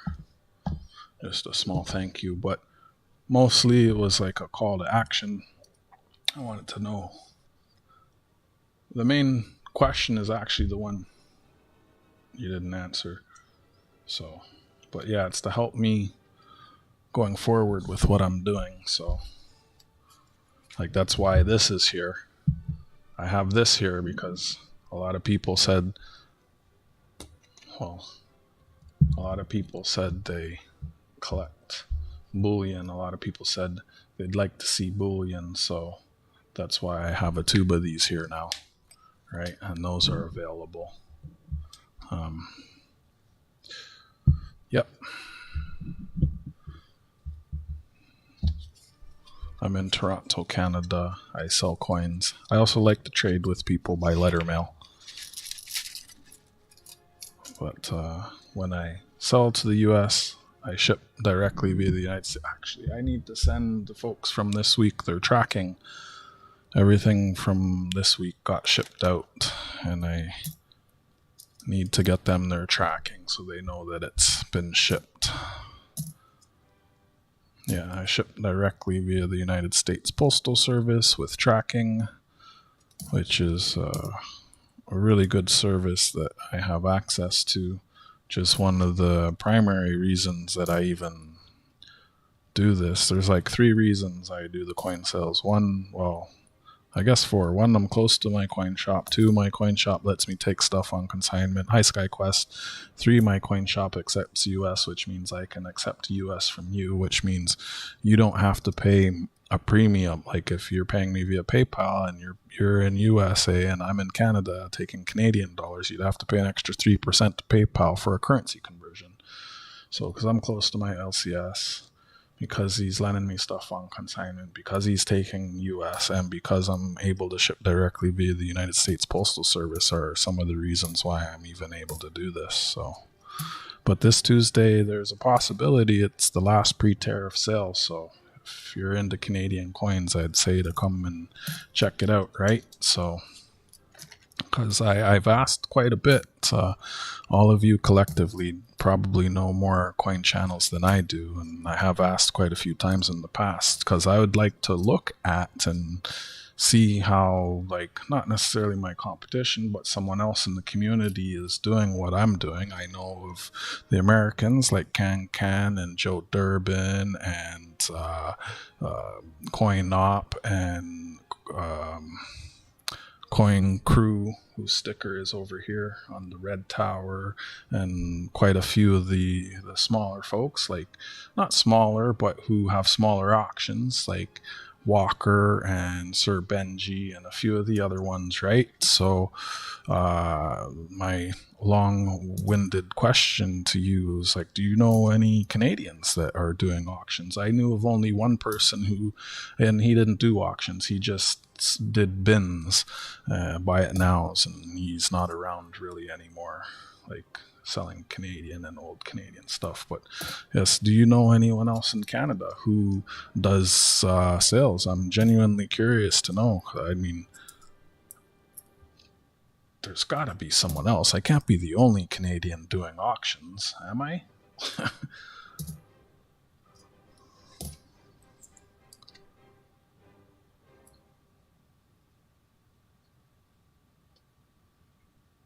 That's a nice toner. Good reason. I went and added all the questions. Cents, nickels, dimes, quarters is what I save. I watch them too. I'll go and check before I do the thing. But yeah, there's 3 specific questions I ask. I think it's at 1:30 into the video where I ask the actual questions. And to add a valid entry, you need to answer the 3 questions, right? So, and if you answer the 3 questions, that your comment counts as an entry. And yeah, like JJ says, rules, rules, rules. And I know at the end of the video I restated it, so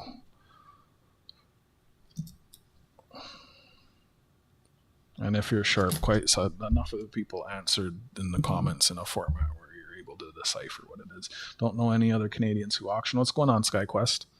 You gonna teach me anything today? I'm in there now. Nice.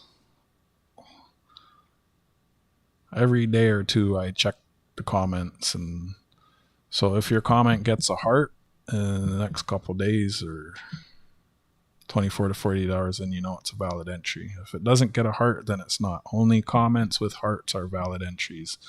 I started doing that just so when I scroll through, I can count the amount of hearts I've left to know how many entries there are. But I've just, in the video, I said I want 40, like 10% of my subscriber base to comment, at which point I would do the giveaway. So like if I think I'm at 440 subscribers now. So if 44 people had left comments in previous days and weeks, I would have done the giveaway already, but I'm going to do it this Tuesday regardless.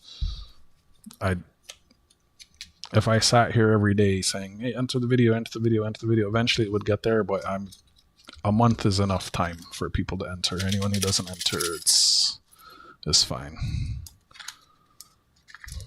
There were some people who I replied and told them they hadn't entered correctly, and they're like, oh, well, can't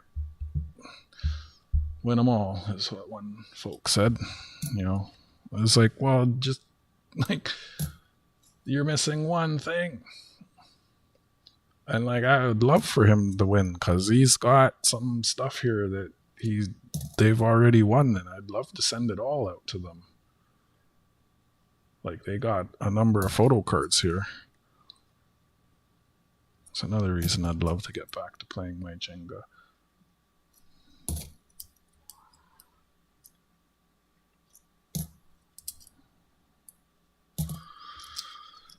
I watch them too, don't I? I'm in there now. Wonderful. LOL. Dandy Dave, what's going on? Dandy Dave, Otis, how did y'all discover my channel? That's something else I should have asked in the video. Maybe the next time I do one, I'll ask that. I'm always curious to know how people discover the channel. What about Mike? If Mike happens to show up, he gets his thing.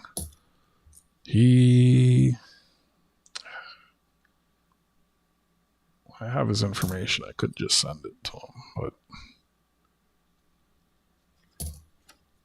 he won last night. If there's a bunch of people here at the 2-hour mark when I'm done and he hasn't come in to claim his thing, I might do that giveaway again. We'll see what kind of mood I'm in at the end of the stream.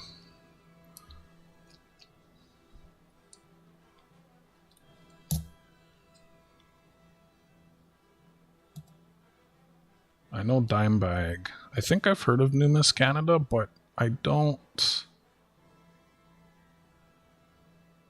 not sure if I'm subscribed to that channel. I should check. I know that Dimebag's actually how I got into coins. I had a very different channel. If you know him, then you could probably guess the type of content. And I would live stream, and he'd always do the thing where he drops the dot. It's like after a couple months of that, I was like, who the fuck is this guy always dropping dots in my chat? So I clicked into his channel and I watched a couple of videos, and I was like, what the fuck? We have all of these coins in Canada? And I think it was like the second time I clicked into his channel, he was live on Mike P's channel, and then I found Mike P, and I was like, holy shit, this is... And then from there, I discovered like dozens of channels, subscribed to a bunch of them, like a bunch of them. And then I made this channel. And this channel started with Mike P rating me. That's where like one streamer ends their stream and they go with all of their viewers to another channel, in case you're not familiar with the term. And he rated me in my first video. I started with 75 subscribers because of Mike P.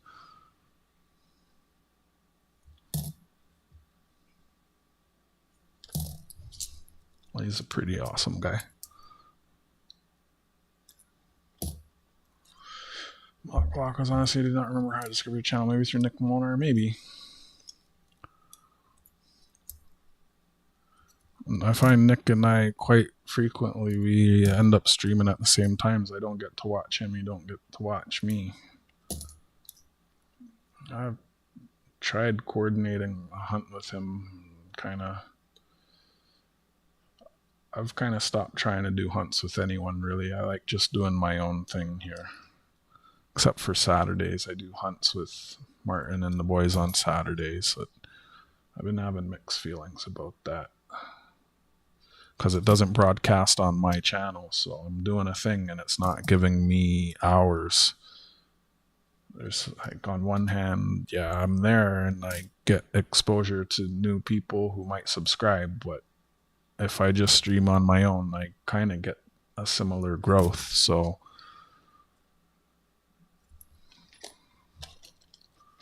but there's some cool people. It's that they're folks who've been in the coins a lot longer than me, and I learn a lot of information from them, so that's invaluable. All right, JJ. I'm a member of Numis Canada with Bruce. Hasn't posted anything in about a month. I'm going to check right now to see if I'm subscribed to that channel. It sounds familiar. You're a member there too, I thought. Numis Canada with copy. Paste, search. Have you all seen the new marble coin that the Royal Canadian Mint released last week? Numis Canada. I am subscribed, yep. I don't have the bell on, so let me turn the bell on. Boom. I just actually laughed out loud to what I said, or what? I subscribed when you put your channel up. I know of Dimebag too. You've been here a long time then, Otis. My channel's coming up on its 2-year anniversary, I think. I should check the date of the first post. I would consider that. Maybe I'll do something for like the 2-year anniversary. Yes, I've been on a year or so. I wish Mike P would start doing live streams regularly again. Sometimes when you go too hard doing something, you crash out. That's why I always kind of just disappear for a while. Like, it's also why I tell y'all to send payments by goods and services, just if anything. Like, I was doing the penny hunts once a week every Tuesday in the fall, and then December came around and I didn't even touch a coin roll. And I remember in November telling myself, okay, Christmas is coming, I'm going to get to all the banks and people are going to be dumping and I'm going to pick them. I didn't touch anything in December. The whole month I didn't stream, I didn't touch a coin. I was just like hibernating. To grow on YouTube, you gotta have, it's good to be consistent in your content and posting, and to be doing a variety of content. So like live streams and short videos and long format videos and shorts, and when you're doing all of those things, because everything has different algorithms, and the only way you hit all of the different algorithms, it's not one algorithm, there's multiple algorithms, and the only way you hit all the algorithms is by doing all of the things. And now I know, like, ask JJ, I've been saying since the beginning of last year that I want to post shorts and stuff, but I like the subscriber base I have and how I pick up my subscribers. I don't necessarily want a lot of random, not phony sub, but I always hear that people that, like, when you do shorts you get subs, but those people never come into your live streams. That's what I always hear. So I like when I do a video and the amount of views I get relative to the amount of subscribers I have, it's a very good ratio. That is encouraging, you know?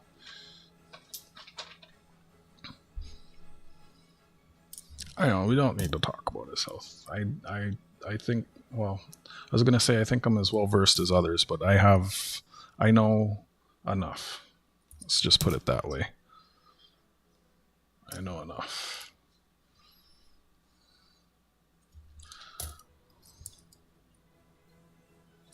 I try not to talk about people's health and situations. That's just me.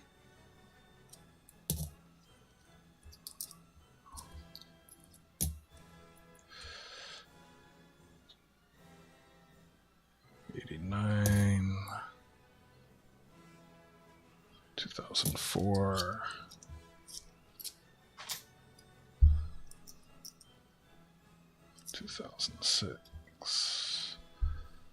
Yeah, sometimes I get very nice because you gotta consider these have been sitting in rolls for over a decade, not circulating, right?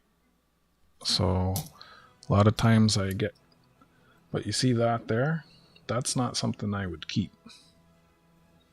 The condition of that does not warrant me keeping that. If you haven't seen my sorting board, like, I need to do a little bit of spring cleaning and get things better organized so I can start using that again. But I have a process where I only keep the really, really, really skookum coins. Right now I'm just kind of doing a pre-sort. And then I do the more I'll be using my sort board probably off stream while I'm just sitting here watching other streams or movies when I have the time. Or maybe it's unlikely that I'll do my secondary sort on stream.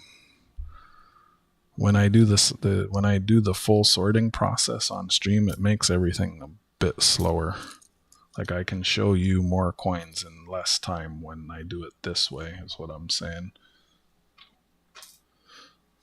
Yep, I know he has. It's like, my opinion, I think if someone wants to talk about their personal issues and share it, that's fine. And if I know that they're okay, if they say, yeah, I don't care if you talk about it, then I have no problem talking about it. It's like, there's more than one person that comes into my chat and I know they're dealing with stuff. I don't go, oh, hey, how's that thing? Or how you doing? You know, if they want to talk about it, I let them talk about it. But other than that, I'm just here to, you know, put on my little coin show and be me, and, you know. So equally, like, I have my issues, and I think quite a few of you know about it, and I appreciate that the majority of you aren't, you know, you can ask someone how they're doing without asking how, like, you know, like, I remember at work, there was one fella, every time we'd get a new hire, he's training the new hire. Essentially, I have a physical disability, and he would, before I even have the chance to meet the new hires and be like, hi, my name is Blockas, what's your name? I'd hear him, right? Like, he'd be like, oh, don't ask Blockas to do this for you or that for you because he's disabled. I had to pull him aside and be like, yo, you need to stop doing that. And he's like, oh, I'm just being considerate and looking out for you. And I was like, yo, if I introduced you to people and said, yo, this is my old white friend, how would you feel? And he was getting offended, right? Like, you don't, and this is just, I'm just going off on a tangent here. Cause like, he's basically like telling people, oh, he's a cripple, don't ask him to do anything. Like, that's really kind of offensive. Like, that's something, you know, like, that's almost like privileged information, but I had to tell you because we work together and you need to know that. But like, the odds of that person, that new hire, asking me to do something are so low that I would never have to have that conversation with that new hire. So for you to be there, like, of all the things you can talk about with a new hire, you have to tell them that, oh, hey, our coworker's a cripple, don't ask him to do stuff. And then you're basically planting a seed, and you're putting prejudice into that person's mind. It'd be like, hey, this is my black friend, or hey, this is my Mexican friend. Like, you don't introduce people like that. And I remember saying, like, he was getting mad at me when I was asking him to stop doing that. He's like, oh, I'm just being concerned.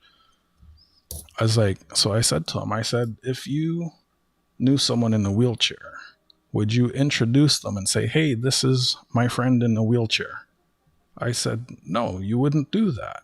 So why is it okay for you to do that for me? And I think he got really mad. So he probably stewed on that for a while, and he hasn't done it since. But at work last week, he did a really kind of an asshole thing. And he also said something, so... Me, I kind of don't talk to him, because every time he talks to me, he's trying to tell me what to do, or he's complaining about something, and there's just no like, it's like, of all the things to talk about, like, there's so many things you can talk about. Why are you always complaining? Like, you're not a supervisor. We work in different areas. Why are you trying to tell me what to do? Like, I've been here longer than you. I know my job. I know my responsibilities. You know, hey, Jesse, how you doing? And like this guy, he's older. He's a senior citizen, and I work at a supermarket, and we have dollies and hand trucks. He'll bend over and pick up a 50-pound bag of potatoes, and he'll moan and bitch and complain the whole time he's doing it. I'll be like, why don't you use the dolly? Why don't you use the hand truck? And he's like, oh no, I want to do it this way. Like, he wants to do things the hard way and bitch about it. I remember from way back, we used to have a janitor, and he was a buddy of mine. And he would come in after hours on the weekend and clean. Whoops, that wasn't supposed to go in there. And I would tell the coworker, because at the end of the shift, he would sweep. And I was like, yo, you know, there's someone who gets paid to do that. You shouldn't be doing that. Like, you're taking food out of someone's mouth. And he's like, oh, I like doing this. I was like, okay, but someone gets paid to do that, and you're doing their job. The custodian ended up losing his job when we got a new manager. And I have to believe it's in part because of that. When you, like, you know, he's an older fella. I remember he told me he's not here. He'd never watch this, so whatever. We can talk about him. None of you would ever meet him or know him, so. But when we know someone, I don't like to talk about them when they're not around. But yeah, this guy, he used to do, like, I think architectural type drawings, blueprints and shit. And then computers came along, and he refused to learn how to use the computers. He's like, oh, I only want to do the drawings. He ended up losing his job because of that, because he didn't want to learn. And he's still like that at work. Like, the amount of times I've offered to help him with what he's doing, he's like, oh no, I do it my way, this way. So I always just leave him alone. I steer a wide berth around him. Friggin'. And with the sweeping, we have a number of 24-inch wide push brooms. I can grab 2 push brooms, put one under each arm, and kind of lock it under my armpit, and I can sweep the whole floor in less than 5 minutes. This guy, whenever he sweeps, he'll grab the little 10-inch broom. Clouds of dust everywhere. Everyone's coughing and sneezing. I'm like, dude, why are you doing that? Why? I asked him one time, I was like, why don't you just get the 24-inch push broom? He's like, oh no, I like doing it this way. Some people are just set in their ways, man. And you just gotta leave them. Like, you can lead a horse to water, right? Like that. My number one fan, some of y'all might know who I'm talking about. Like, I can't change the way they are, so I just had to move on. I ain't out here trying to change anyone. Let me catch up on the chat. What are you doing, Jesse? You working? I'm all right, Jesse. Sorry I missed your messages the other day. I guess I was just I'm always staring at the coins in my hands. I didn't mean to overlook your messages there the other day. I'm doing all right. I'm on roll number 24. I was going to do a 2-hour stream. I might do 1, 2, 3, 4, 5. I might call it here at 25 rolls. I might take a little break. Hi, Brandon Hardy. That's a new name. Where are you from? How'd you find my channel? Welcome in. I have a link pinned at the top of the chat for an active giveaway that I have happening right now. Be sure to watch the video. It tells you how to enter. I may do a giveaway here in a moment. Someone won yesterday, but they didn't show up during this stream to claim their prize, so I think I'm going to do that again at the end of this stream, which is about to conclude. And y'all are lucky. Yesterday I was taking entries from the start of the stream, so that's how someone won who wasn't here. So what I'm saying is, if I do the giveaway and it's only people who are here, it's more likely that someone who is here will win. West Virginia of USA, nice. I'm Blockas. I'm in Toronto, Canada. I trade coins and I sell coins. I have weekly coin sales on Tuesday evenings at 8 p.m. Eastern Standard Time. Quite a few people have bought stuff from me. And I think there's a couple, 2-3 people in the chat who've bought from me. Not saying you have to buy from me. I'm just putting that information out there. I trade, I sell, I do weekly coin sale auctions. Nope, that doesn't go in there. Getting distracted. I just started doing sales. This coming Tuesday is potentially the last pre-tariff sale that I will be having. I ship directly from Toronto, Canada via the United States Postal Service. My prices are in US dollars. Again, that's directly via the United States Postal Service. So when it arrives, it's just as if it came from within the country. It's very discreet. There's no international declaration forms affixed to the parcel as would be with other international shipments. I can send currently, again, we're in the little pre-tariff era, I can send about $500 US duty free. Well, yeah, welcome into the Blockas channel. I think we're all pretty much into coins. I'm going through Canada, some Canadian small cent rolls right now, be it that I'm in Toronto, the largest city and the financial capital of Canada. There's something old there. King George the VI. It's a DEI coin. Error. Yeah, because I'm in. Hey, I'll guess the year there.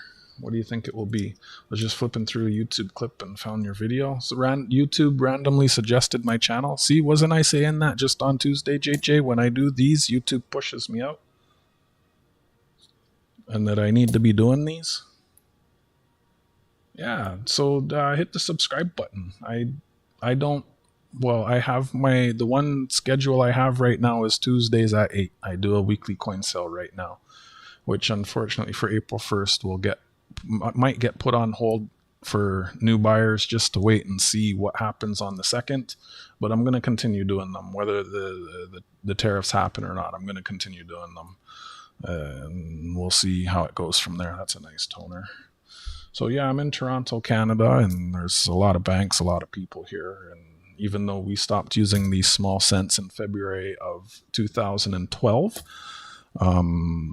I think what it is a lot of people, just like will happen on your side of the invisible magic border, if the another oldie, if the small cents get discontinued, a lot of people will start hoarding them, and then what happens is people get on in years, and then their spouse or kids they inherit the collection, they don't know what to do with it, and it ends up going to the bank. And so just by going around to the different banks, I am finding these coins. In the fall, I got 22 boxes, which is just a phenomenal number. Last year, in under a year, I got like 40 something boxes. It is just mind-boggling that I'm finding that many. 50. No one got it right. JJ was the closest. You win bragging rights. I like coins, so they probably did. Nice. I don't remember how Smog doesn't remember how he found me. Oh, I'm glad you did. And that's why, like, on Tuesday, I know Tuesday my mood was a little, I was putting so much time and energy into trying to get the weekly coin sales going, and it bugged me that I stopped going through the cents and doing these here streams, because I looked at my stats. I saw my watch hours were dropping.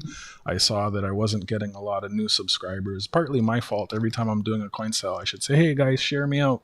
And I should probably do like a little giveaway, like if you share me out, you get an entry into like a little giveaway to encourage people to do that, and that would help grow the channel. But I mean, not necessarily everyone's interested in buying, right? Some people just want to see the coins and learn about the coins, right? Someone, it was Otis left a comment saying, like, from the last stream, saying it was good knowledge and information, right? JJ asked a question earlier about the 2006 small cent. I can sometimes answer questions, so it's important for me to continue doing these types of streams. That was bugging me on Tuesday, because one of the more important goals for YouTubers is for us to get to 500 subscribers, and I'm getting close, so I'm trying to push for that. I'm gonna stop, and it's been about an hour. I'm gonna stretch my legs again and have some water, and I'll do a few more rolls. But that makes me happy to know that YouTube is pushing the content out. I'm not entirely sure how that works. I think it's the hashtags, right? If you watch a lot of other coin channels that have similar hashtags, then it will push, which I find it interesting, because I don't think there's ads on my content because it's not monetized. So it's interesting that YouTube is pushing content that's not, that they don't make money off of. I don't fully understand how the mystery machine works, but like, I have American coins, right? There's a full roll of BU like 1965 Kennedys. I have Canadian coins. I sold one of these a couple weeks ago. That's my channel icon. $20 1 ounce 4/9 fine silver. In Canada, we have a lot of these painted coins. I have a paint. This is a 2 ounce glow in the dark coin. It's a cougar. I have the UV flashlight right here. It's hard to see it in the light. Usually at the end, sometimes I show them off. There's 4 in that series. I have like 30 different glow in the dark coins. My back was getting sweaty from the chair, so it's nice just to lean forward. I sell a lot of Canadian half dollars. I have a roll here. I'm on the fence if I even want to sell these, because it's not too often I see them. Like, I kind of don't even want to touch them with my sweaty hand. Like, it's not too often I get those. I might hold those, and then when I get more, sell these. But I still have a bunch of I still have a bunch. So I'm probably gonna keep some and sell some. I want to keep some for myself.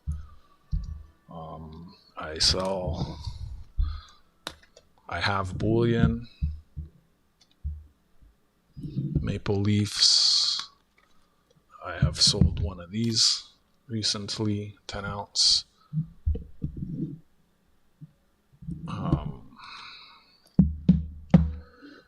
Graded coins. One of these is pretty nice. Yeah, PL63. I have graded coins. I have sterling silver coins. I'm not hoarding. I'm not hoarding. This is not a hoard. This is a tiny little collection. I hoard the Voyager dollars. Yeah, I hoard those. I have hundreds of errors of those. Probably this is like one of the top 2. This one here. This is a artistic representation of the stained glass ceiling in the conservatory of Canada's largest castle, Castle Loma, which is right there in Toronto, Canada. Back in 2003, before smartphones and cameras and social media and the internet, I went to a private party there. And if you're having a party at a castle, there's a lot of people and a lot of money. It was a launch party for a fashion magazine, and it was open bar. Yeah, really good time. And it's a pretty coin. So, and I remember I got it for just over melt, which was awesome. I just saw a booger fly out of my nose on my desk. I don't know where it went. I shouldn't have said that. I'm going to mute and I'll be right back. I'm going to get some water. Again, there's a comment pinned at the top of the chat. If you haven't entered that giveaway, it would be a good time to do that now. At about the 90-second mark in the video, tells you what you need to do to enter, and I'll be doing that giveaway on Tuesday at Tuesday's coin sale, 8 p.m. Eastern streamer time. I should schedule that soon. That's another thing. I always schedule those a bit late. Yeah, and you'll have to be there to claim it, and I show the prize in the video. I'll be right back, friends.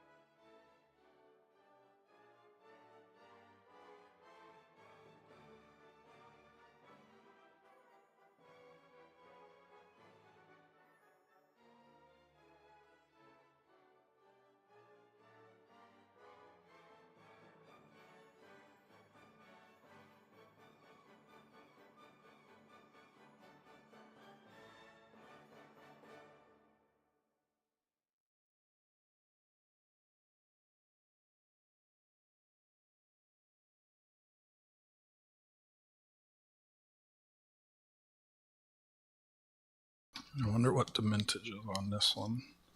I think this is a half ounce. 40,000, it's not that low. I mean, it's low, but some of them are a lot lower. Like a lot of the stuff I'm into has less than 10,000. Like the glow in the dark coins. They'll be like 6, 7, 8,000.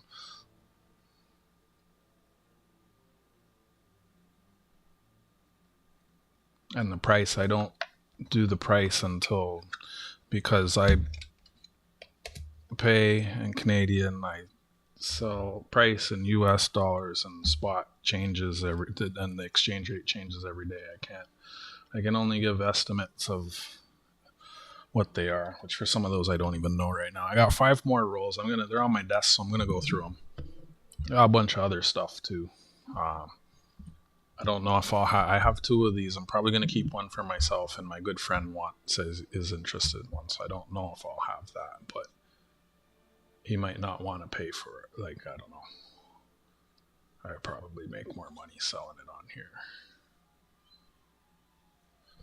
Definitely Hall of the Mountain King. What? What? Hello, Joel.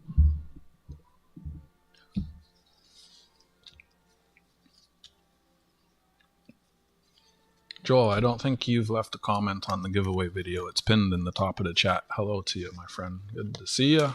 Hope you're doing well. Thanks for tuning in. I think that's the wrong hand. That's why it's not fitting. Yeah, I got a lot of other stuff too. I have a lot of uncirculated toonies, which are pretty popular, are $2 coins. I have 9 of them, uncirculated condition. I also have the glow-in-the-dark one in a 5-coin set. I have those. I sell complete sets of commemorative quarters, mostly circulated, some are uncirculated. There's like 93 quarters in the set. I sell complete date run sets of the Voyager dollars. They're nickel. There's 21 or 22 in a set, depending if you want all the different varieties, and I have them available. Yeah, toonies, quarters. I have loonies too, but they're from circulation, and those brass coins, they tarnish like crazy. I don't really promote those all too much.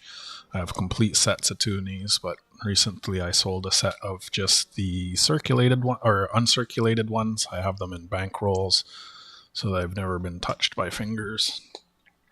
Yeah, I gotta put some time into updating my spreadsheet. It's time consuming.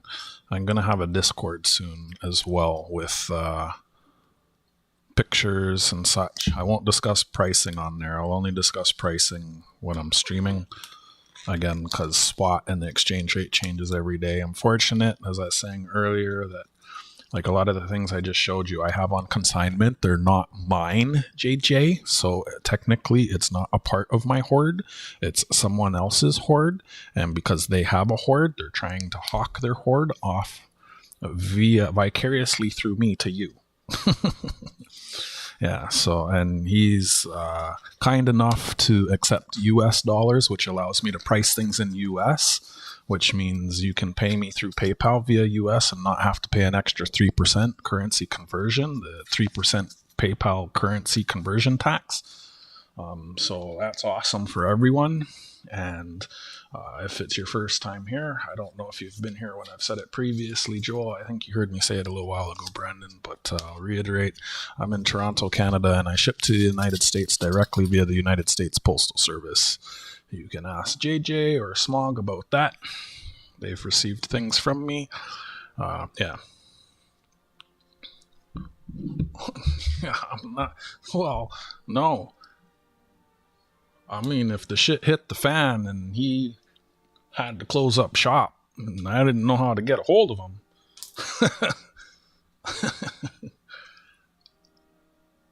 I'm just, it's just passing through.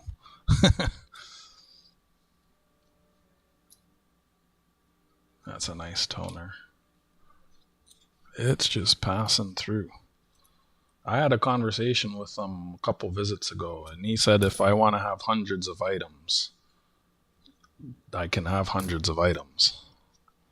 It was after I returned all the non-silver stuff pretty much from the first stream, that like how I had that big variety of things, and I kind of didn't want to have like 100 different things. But also I like I said to him, I said I didn't want to what did I say? I said I wanted to continue trying to sell them because I had put the effort into getting them and taking pictures and putting them in the spreadsheet, and it's like returning them kind of a waste of my time that I put into doing that. And he was like, well, if you want to have hundreds of items, you can have hundreds of items. So that's like, whoa. Smog, good night.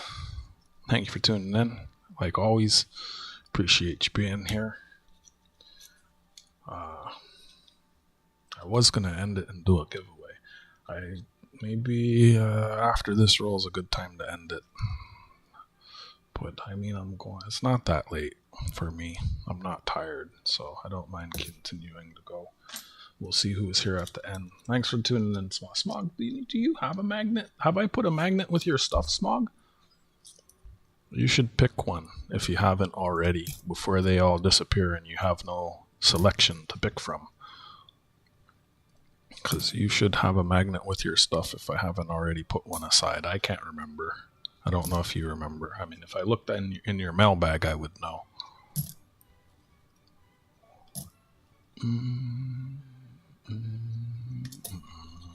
I hope you have a wonderful rest and a great day tomorrow. Good chance. I like the native look. Okay, you're the first person to say that. I was actually not worried that I wouldn't find or be able to get rid of it, but I was like, is anyone going to like that one? So you're saying not yet, you don't have one. So let me grab them and I'll earmark one for you right now because I won't remember. I mean, it's probably not going to go anywhere, but let's just get that out of the way. Good night.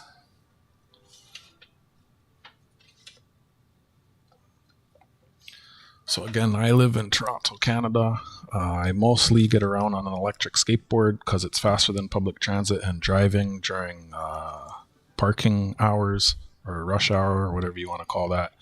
And I see things like this when I'm skating around. I used to make photo cards. I still make photo cards, but I have a printer that I print these on, and I started turning them into magnets. A lot of people were asking if I was ever going to make a sticker. And my opinion, magnets are better. And you know what? I don't even know how much stickers cost. Has anyone here ever done stickers? How much are stickers? Probably cheaper if you buy them in a high enough quantity. That's someone's garage door. There's my electric skateboard. Right, so you never seen that scent? What scent?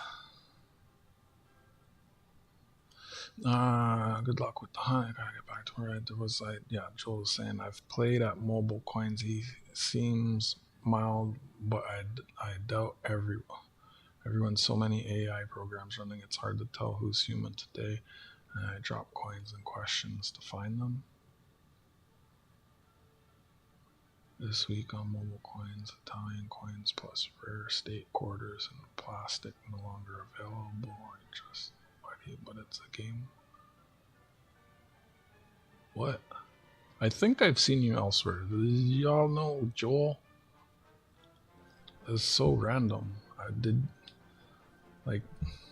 because you came in and I don't think you said hi. I'm struggling to follow the thread of comments that you're leaving there.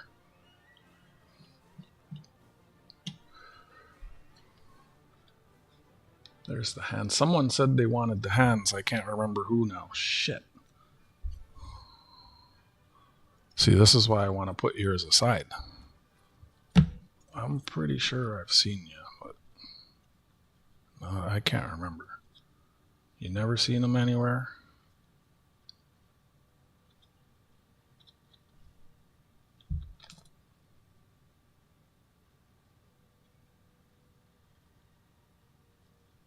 I'll give you this one.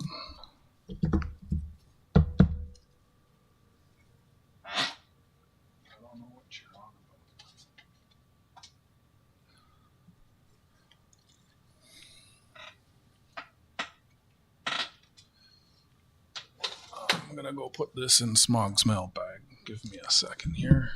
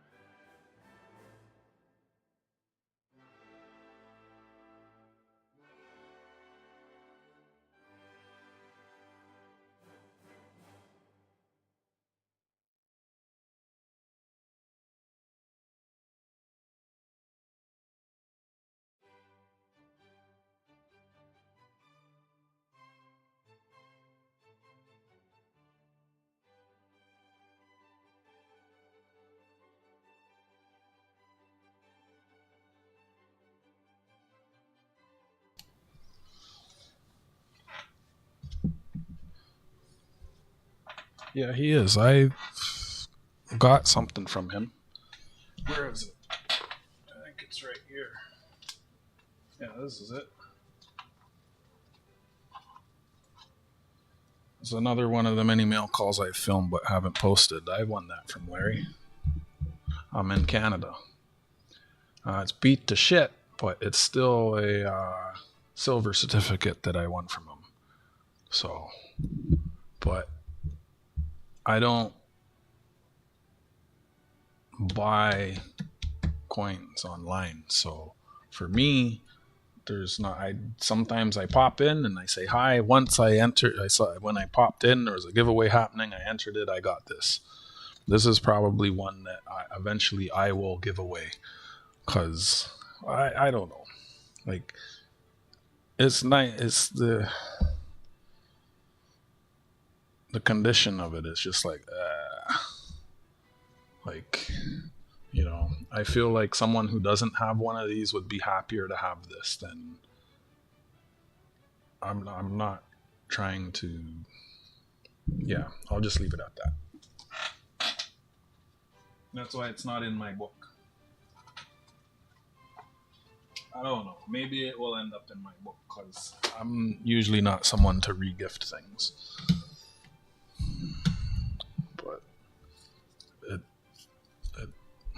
But I have a few of those and they are better. I get it. When you give stuff away, you don't give away the good stuff. When I sell coins, though, I do. I was selling a lot of $50 recently, and there are some dates, years that I don't have in my own personal collection that I sold off.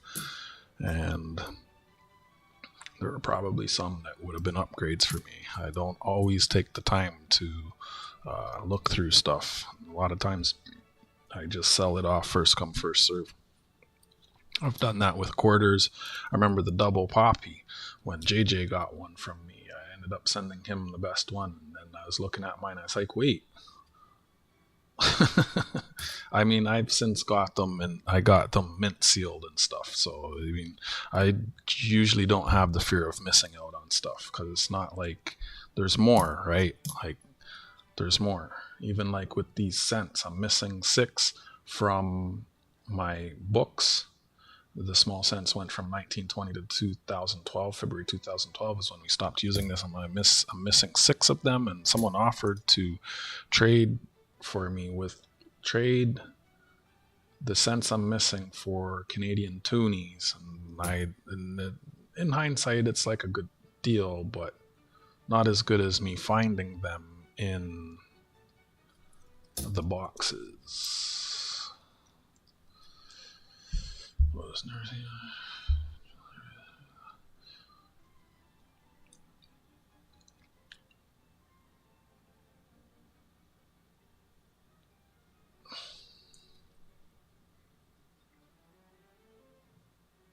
'99, 2008, 2010, 2010, 1983.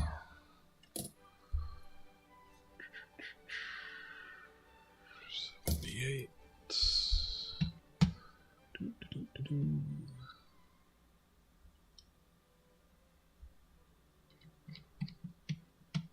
Smashes all trolls and bots. It's funny how some Lincoln cents got in your coin roll. I have over $75 worth of US cents. And the oldest coin that I have found to date is this one here. It's not the only Indian head cent I found in my Canadian rolls.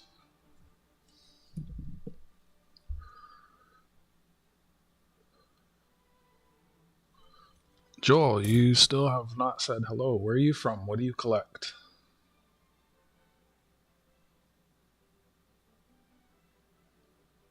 If it's a bot, it won't respond to voice commands. Let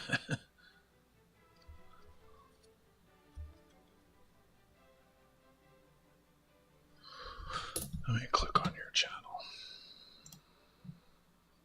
Go to channel. You got some videos. You are human.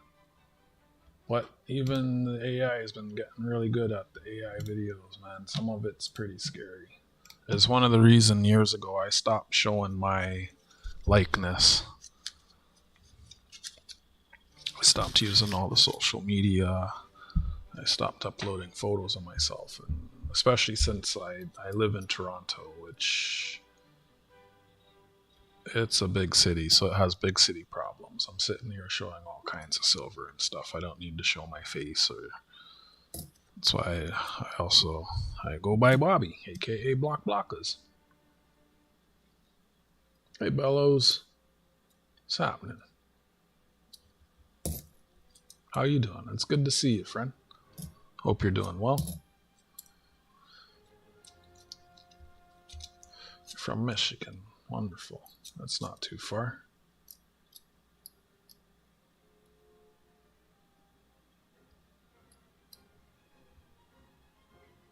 (2004), 2006. How's your day? How's your night, Bellows?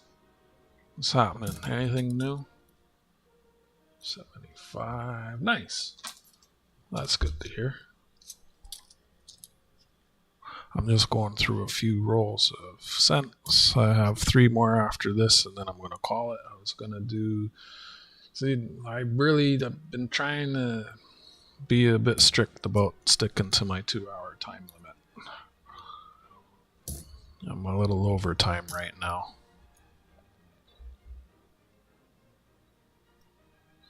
91, 2004, 71, 83, 86, 99. What's that? 88.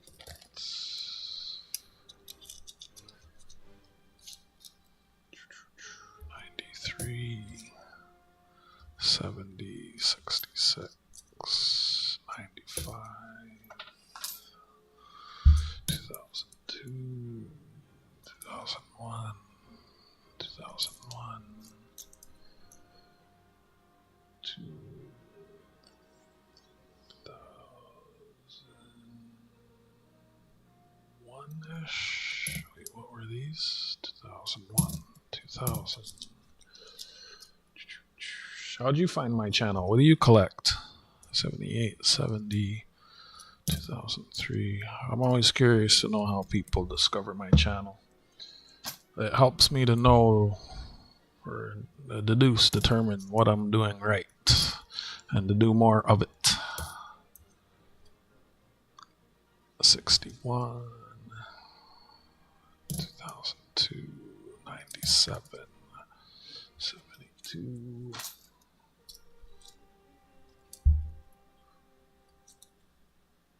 97, 2004, 85, whoop, 81, 99, another Wheatie, or Lincoln Cent.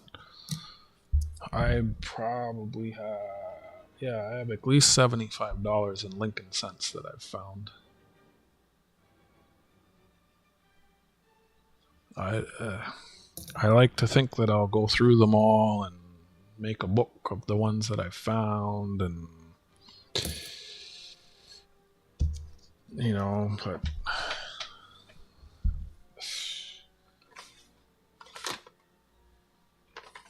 I also just want to roll them up and give them to my family when they come up. Just say, hey, take this. Like I have family that visits from the US all the time. Just say, hey, take this. There's nowhere for me to bring it in Canada.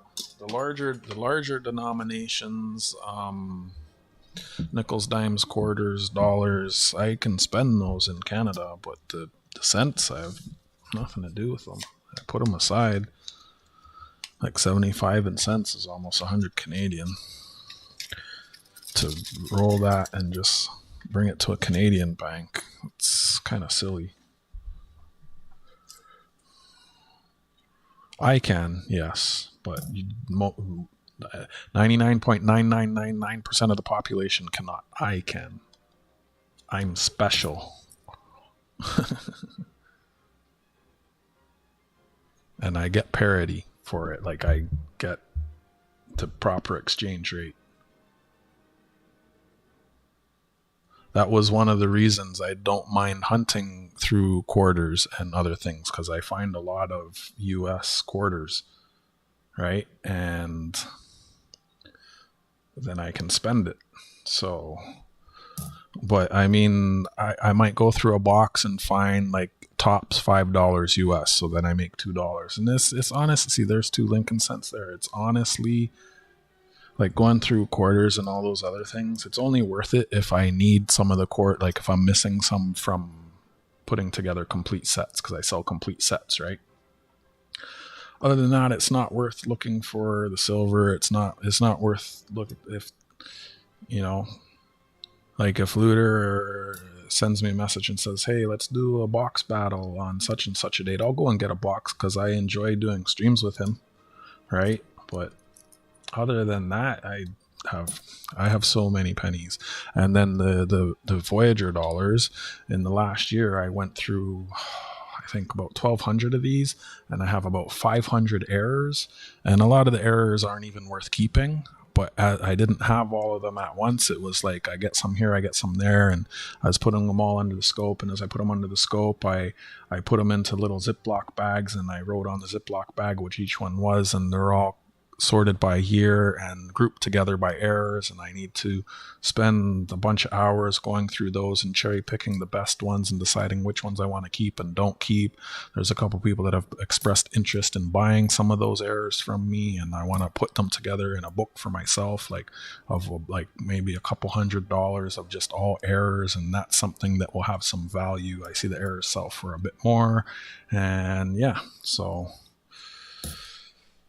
but that's something I need to do, because I don't need to sit on $500 of those things. So I'd rather go through those, decide which ones I'm going to keep, bring the hundreds that I don't want back to the bank and get my money for them, right? Or I could probably sell them all. Like if they're all labeled, I could probably put them on. Well, there's 2 ways to go with that. I could sell them all as errors for a little markup on like an online marketplace or in my coin sale.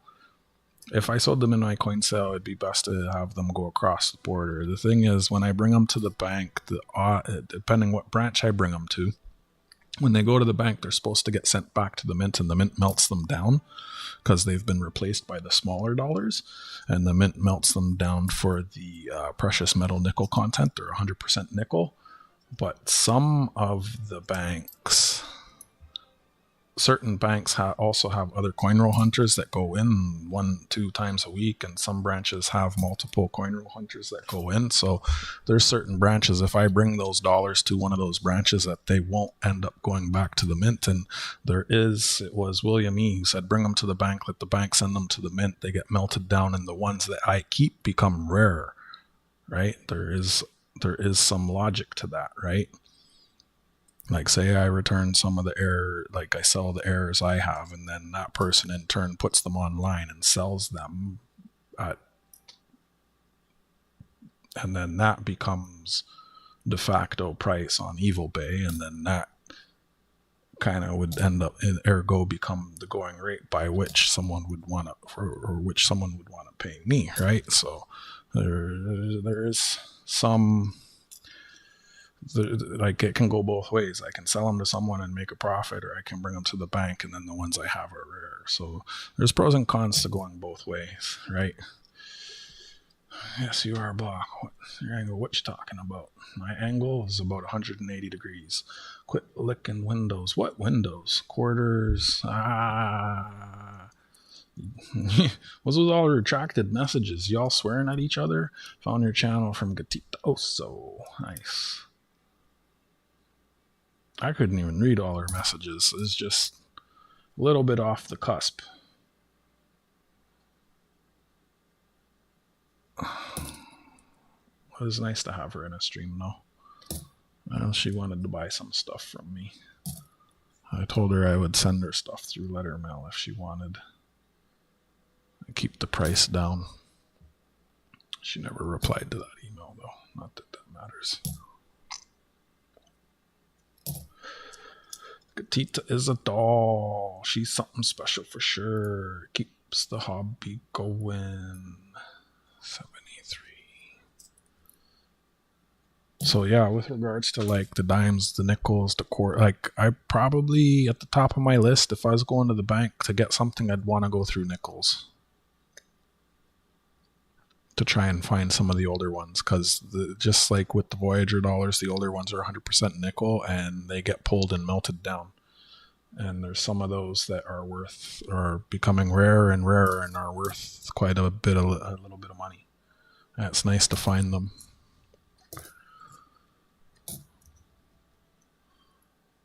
But like with the silver quarters, I was lucky recently. I scored a stash of BU quarters, and that's something that will probably continue to happen as long as I'm going to my LCS standing for local coin shop.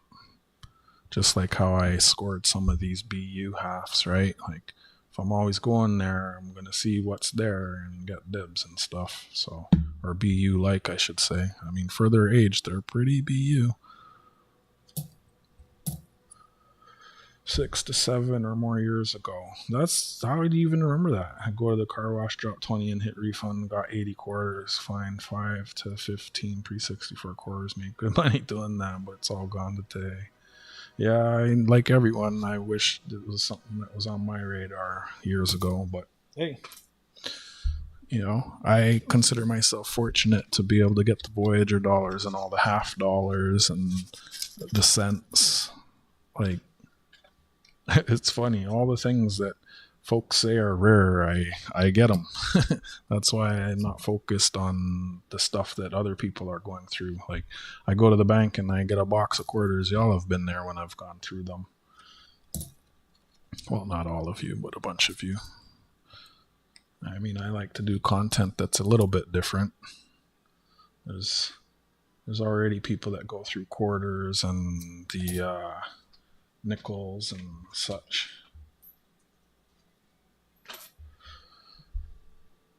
I think it's the dime that's a fish scale.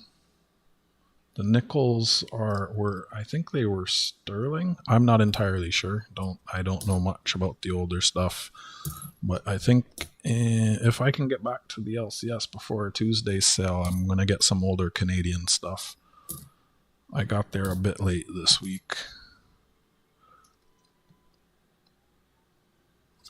82. I have one more roll after this, and then I'm gonna call it a night. I'll probably be back again tomorrow. I think the dimes were the fish scales. I don't think the nickels were fish scales. I could be wrong. 83. 93. I could grab my book. I have a book. Once I go through the last roll here, we can learn some shit together. I know I don't know everything. I was surprised when I found out that these are 80%. And I'm happy I even found one of these. Now I have one, and I got a 1920, and I have 2 extra 1920s. If the 1920s don't sell, JJ, do you have a 1920?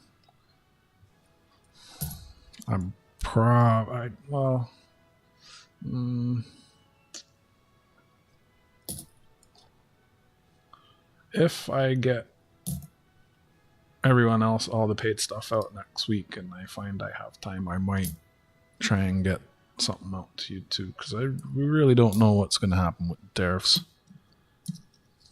I mean, I could always put your stuff in letter mail and split it up.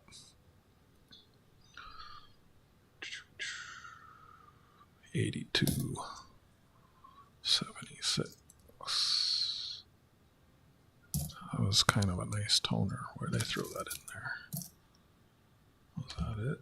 Oh, it looks different in person. 1922 is the first nickel 5 cent in Canada. Cool. I was just questioning that 1905 is a fish scale. I'm not saying it's not. I don't know. I'll grab the book and look. Just starting to get into an area that I don't have much knowledge on. So 82. I found a 1905 nickel older George. It'd be King George V probably. Hey there, SkyQuest says Bella Forge and John Jacobs. Great seeing you both tonight, this morning. SkyQuest says hi. A 1905 nickel is a fish scale. I thought the dimes were fish scales. I was going to keep a couple of them from, like, I returned 3 fish scales the other week there. I have pictures of them, actually, still. The pictures that I took.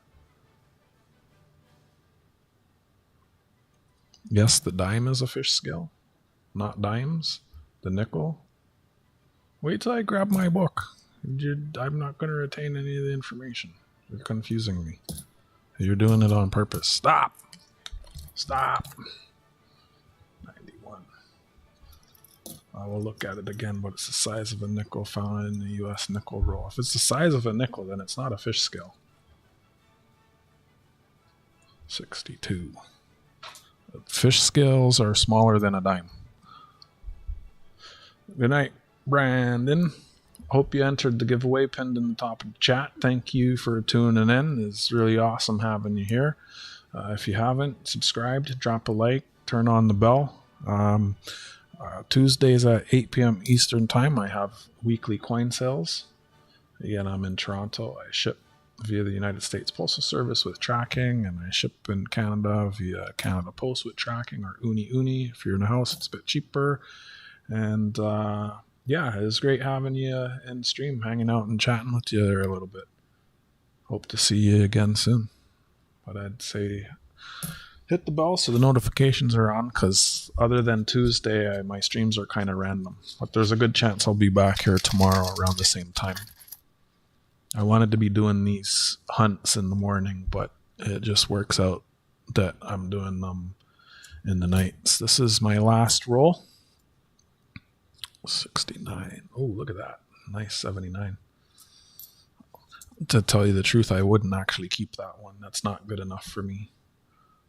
I mean, I'll keep the copper, but I make BU rolls, and that's not BU, especially since it has a fingerprint. Like, even that side, I wouldn't consider that BU. I know a few people would call that a BU and put it in a, quote, BU roll. Not me.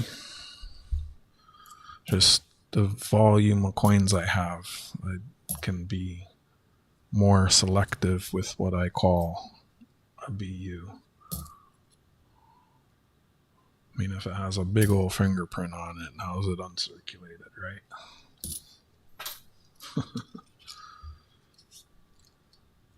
Lincoln cents.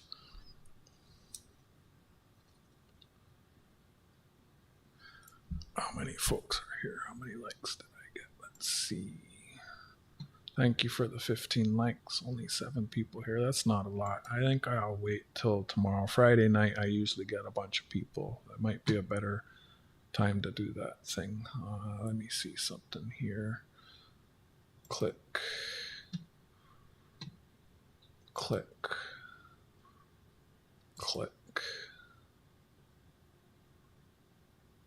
442, picked up 2 subs since I started streaming. How about that? If I get 1 or 2 every time I do one of these, I'm doing something right.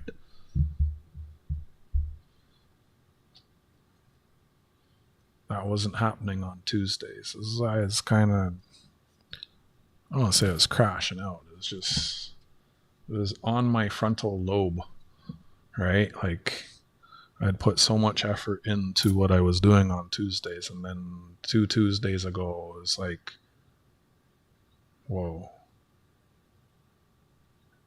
nothing sold.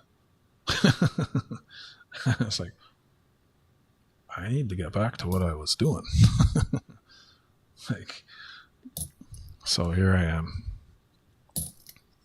But I do want to do some of these in the morning, because I know there's folks that are here at night, and there's folks that would be here in the morning. We're all on different schedules. I just don't know what day. It wouldn't be Saturday or Sunday I do morning streams, because Saturday and Sunday mornings are already a pretty saturated time slot.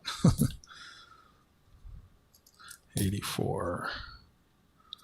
98. I missed Can this week. Did Can do his show this week? I don't even know what I was doing. Sometimes I'm just away from the computer.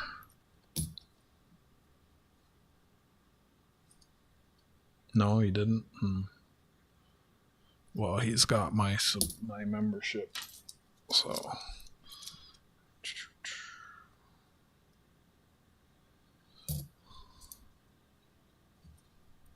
2007, 2004.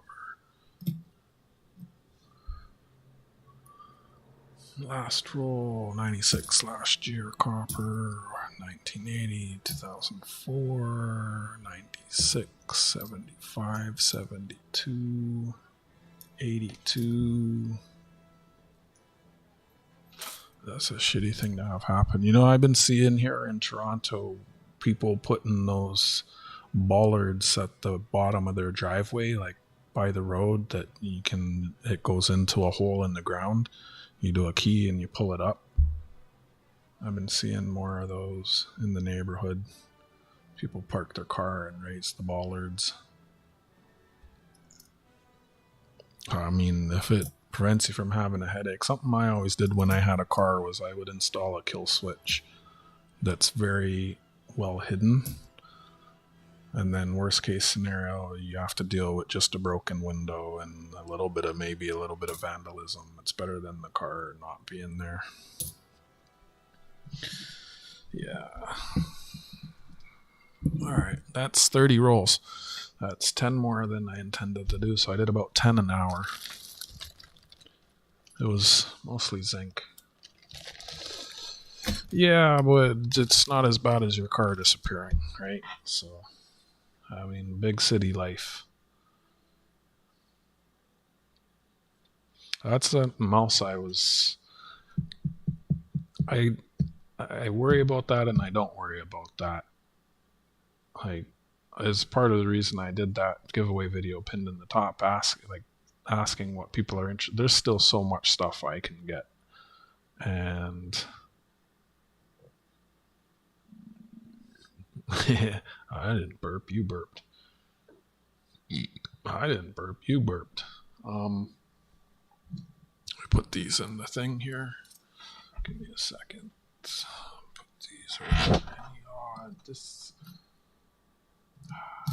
chair is so friggin' annoying.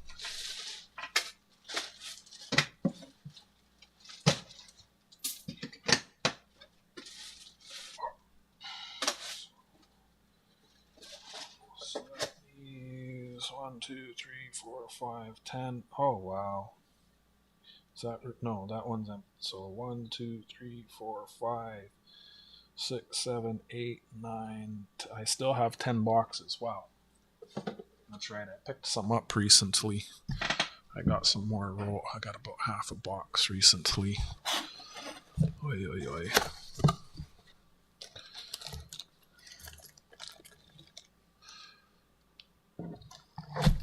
I was popping in and out of Ida's, seeing some of this. That was so long. That was like 10 hours the second day. Wow.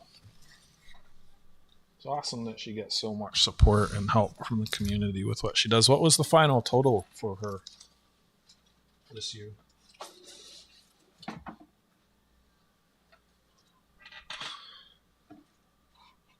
When I re-roll, I put all 1 year in each roll, and then I try to get the ender like that. It's not done. Wow, what's it up to?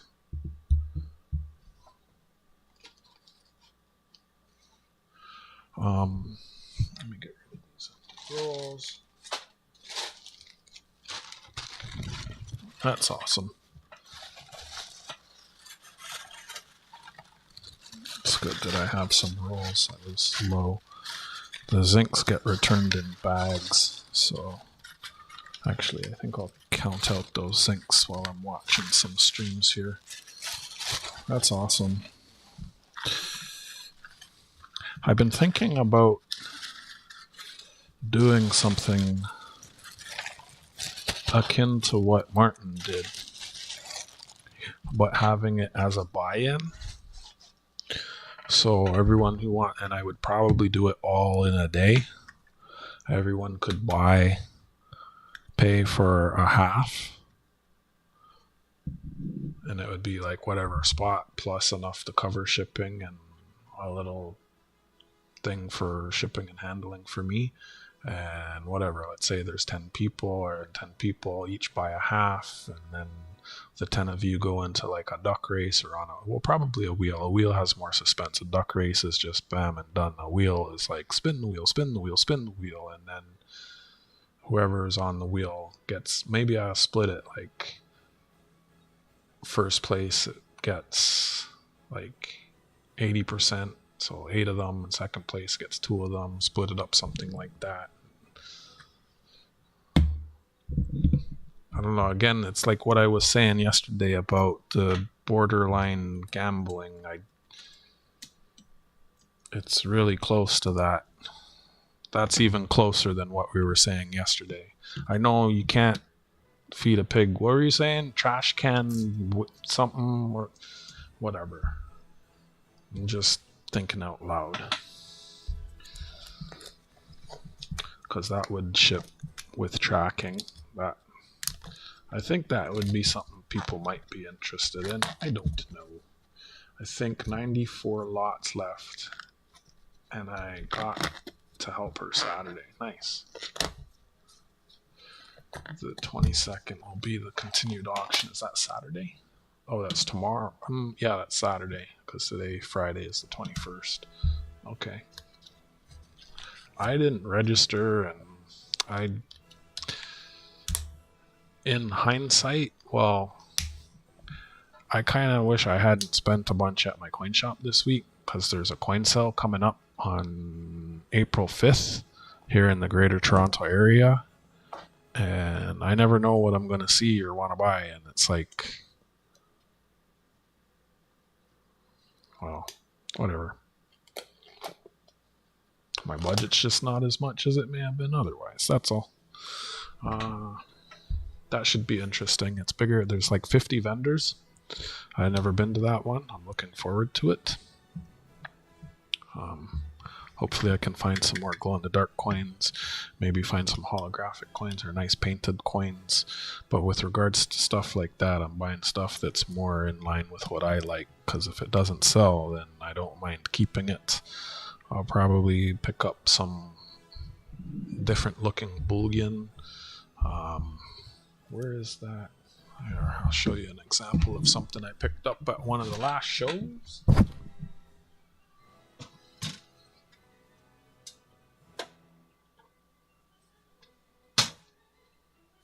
Oh, this is starting to tone. I should probably put this in a smaller capsule, because there's air in there. It's starting. Maybe I just didn't notice that before.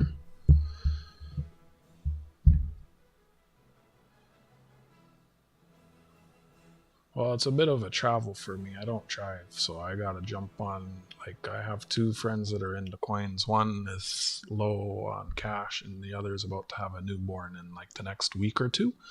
So I don't think either of them are going to want to go. So it would mean I have to jump on the regional train, and then I'd probably use my electric skateboard to get to the train station on this end, and then to get from the train station on the other end to the coin show. So I wouldn't mind getting some more stuff like this that maybe would sell, because it's a little different. This is a bison. So I picked that up, $8. It's a 1 1/4 ounce. So I might get some little half ounces. I know we have half ounces. We have 1 1/4 ounce. I think we have 1 1/2 ounce. I think we have 2 ounces. So I might just get like stuff like this that I find interesting, that I don't mind keeping. But I'd probably sell this, but I'd want a little premium on that. I should find a capsule that fits that better. Let me leave that. I got a bunch of capsules. There's a hobby shop in my neighborhood going out of business. I'm on the fence if I even want to, like, look at this. This is hoarding, JJ. This is hoarding. It won't even fit on the camera. So there's a container of capsules and coin supplies there. Capsule bin. Actually, let me look to see if I can find one now. And then there's all flips. It's like he's going out of business and the flips are half price, but how many flips does a fella need? It's like, yeah, I'll use them eventually. Like, shit. It's like, once I put them into the thing, and I was like, and there's more in elsewhere. I was like, holy shit, I don't want to get more, but 4 Canadian pesos for 100 that's a really good price.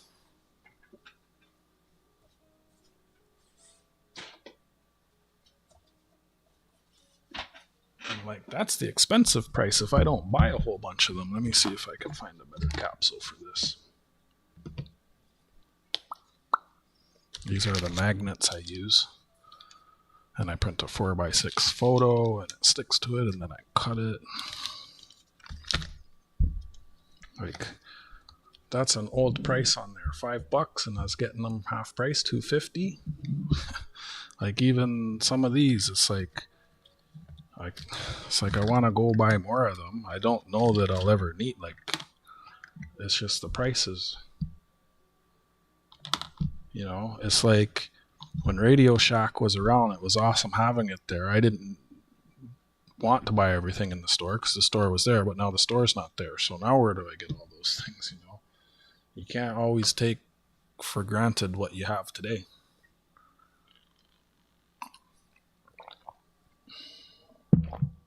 I guess let me Google this and see what it says the size is. And then I can see if I have a capsule that size. So it's like I have the opportunity to get all that stuff cheap. And if I buy a whole bunch, he'll mark it down even more than half price. But it's like to buy all this stuff would be hundreds of dollars. I don't want to spend hundreds of dollars on coin supplies, even if it means I'm going to save tens of dollars in the future. It's like, I have mixed feelings is what I'm saying. Let me search this on the other computer. I don't want that in my browser history.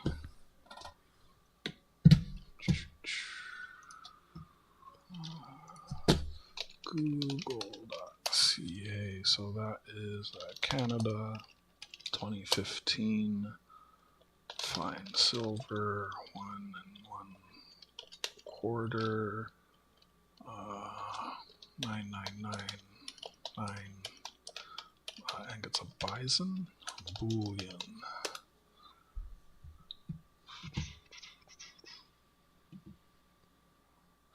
Wow, that's more than I paid for it. Yeah, I guess silver has gone up. Does it show the... It does not say specifications. It does not say the diameter. I'm going to grab my vernier caliper here in a second. So if I can handle it less, it's better. Diameter 38.05. I have a 38. Let's see. I don't have 39s. I know he has 30. Let's see. Are any of these 39s? 38, 38.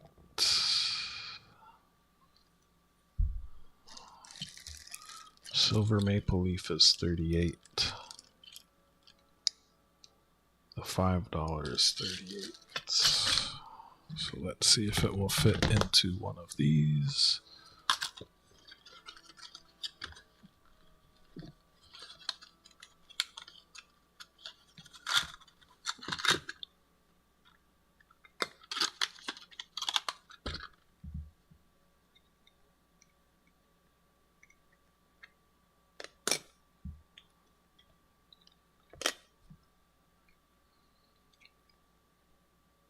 It's not going to fit in a 38. That 0.5 is, so it would need a 39. I know he has 39, so I was thinking about going back and getting some of the other sizes. So I may end up going back first. I could put it in a 40, but I'm pretty sure he has 39. So I'll go get the 39s tomorrow, I guess, if I have time. I have 40s, but I'll get the 39s. I have a reason to go buy more now, is what I'm saying. Keep it in that capsule for now. It's just it moves around a bit. There's air in there. This capsule gets scratched. Yeah. So stuff like that I'm probably going to look for at the coin show. Nice painted coins, although I used to buy stuff off eBay to resell, but now that I get stuff on consignment from my coin, my desire to buy anything to flip is really low, especially from eBay, because there's always the shipping and the fee bay tax. So I've been avoiding. Okay, stop these back up.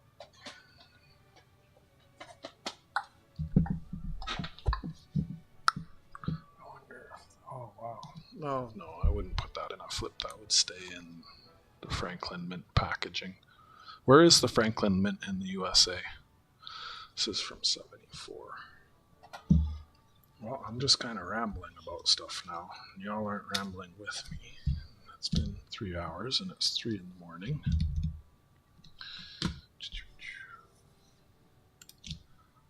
Focus.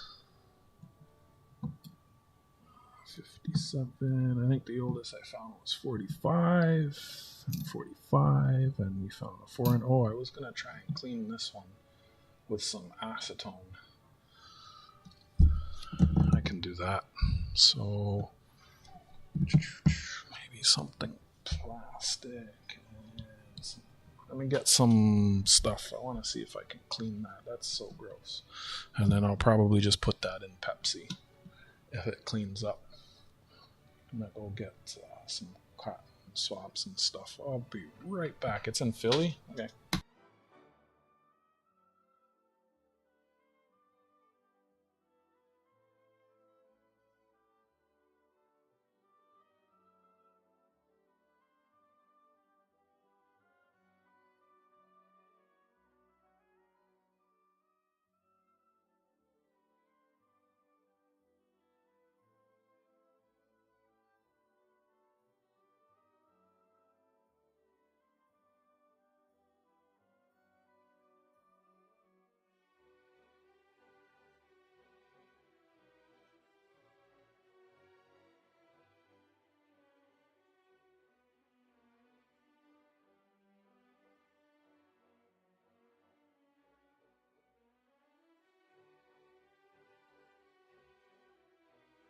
Appreciate you reminding me about that. Yeah, sometimes my brain is so many different directions while I'm streaming.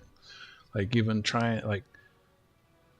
there'll be like 10 people in the chat and I'm trying to follow those conversations and keep those threads in my mind while I'm doing a bunch of, I forgot I wanted to clean that until I saw it again. I get squirreled, I guess is what I'm saying. I'll grab the book and put it on my desk. It's right here. B.H. Ringer told me about this book. It's like 15 Canadian for this book. I'm going to try and clean this one though first. I gotta really look at this chair. It annoys me when I'm just sitting here, it don't squeak, but when I'm streaming and I'm moving around, it just, I gotta figure it out. There's surfaces that are rubbing and I tried to figure out what surface it was. I need to figure out what it is and put some wax or really thick grease in that, whatever it is that's making that noise to stop it. So I have some acetone here. Smells good. I was gonna say I should let me put the gloves on. I don't need solvent getting in my fingers. You should still be sleeping, Jack. You laugh at John Jacobs. Your name is in the book. Really? I remember the first time we looked in this book. JJ was here. There's a lot of errors in this book, typographic errors and stuff.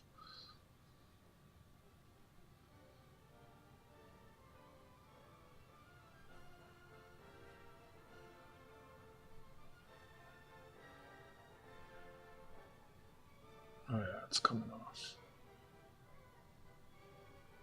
It's gonna be shiny underneath, maybe. I should have grabbed more than... how was your nap, Jack? Maybe I should have grabbed more than one Q-tip. I'm not gonna reinsert the dirty one into the acetone.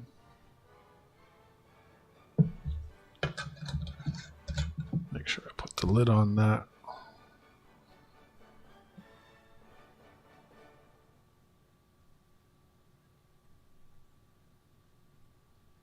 I'll be sending you some letter mail next week, Jack, a magnet. If I have any of those scents handy that are on your list, I'll throw some in. I'm sure I probably do. Are you doing 2 sets or 1? I sent you a second set, didn't I? Yeah, you got a good start on 2 sets. That looks so terrible. I mean, it's got that shmoo off. Why don't I just grab a sandblaster?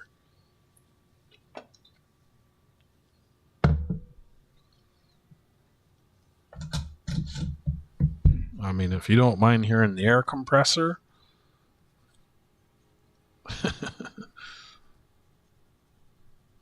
About 20 years of notes.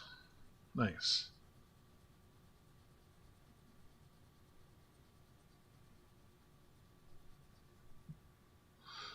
I think that's about as good as the acetone's gonna get it. Oh wow, look at it taking the stuff off my gloves.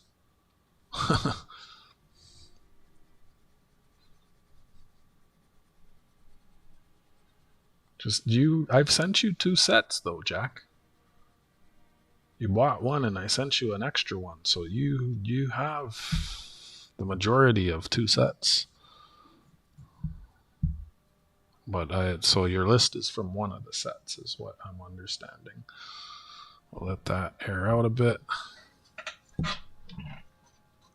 There. Make sure this is sealed. I don't mind helping you with 2. There's some of the dates, the older ones from the 20s, that are, I don't know. It will depend how many of them I have, whether like what I let them go for. Like if it's one of the years and I only have like less than a handful, less than 5. But if I have like more than a roll of whatever year, I'll send them. Because you're always sending me stuff, so I'll send them to you. But if I don't have a lot of them, it's a little different. I'm sure you understand.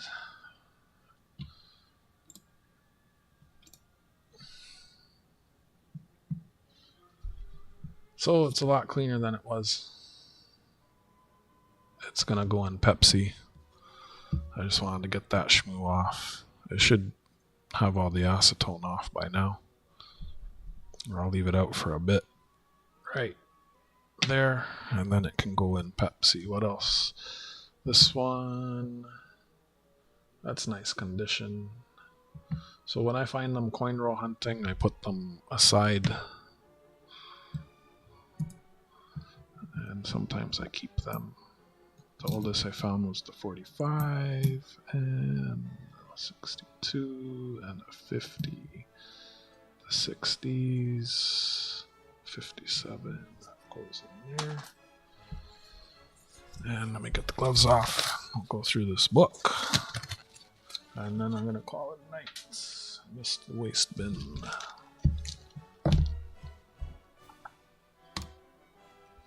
They have a larger book that's spiral bound with all color pages, but it's like $45 before tax. I want it, but it's a lot of money for a book. If I can ever find one like cheaper, like an older year, I'll probably pick it up. But this one's pretty good. It's hard though. Like I want to go through here and see what the coins that are painted or holographic, and like I don't get to see that, but it has. There was one day, well, a couple nights I sat here and I punched every single one of these into eBay to see if like what they're selling for, or if the availability of them online. And I added a couple, like a handful of them to my watch list, and yeah. Actually, I want to see one thing here. Notes. Silver dollars. 25 cent. 50 cent should be after that. Nice. Oh, it doesn't have the mintages in here. Huh.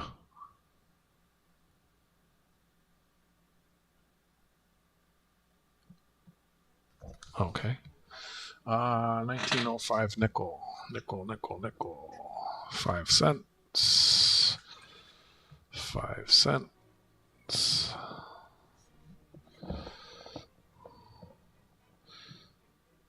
Let me grab my pictures here. I have pictures of the ones that I had. I just returned them like a couple, not this week, last week. There was a bunch of stuff I had, and in hindsight, I don't regret bringing it back, but I kind of probably should have held on to that stuff.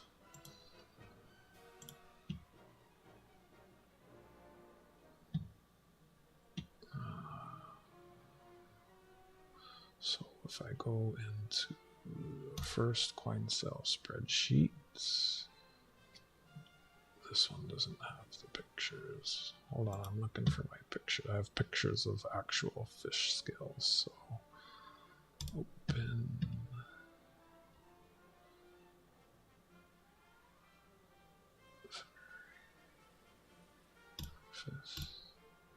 Open.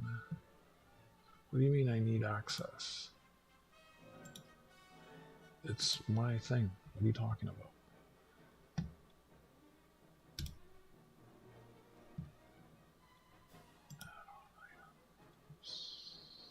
Fish scale, 1901.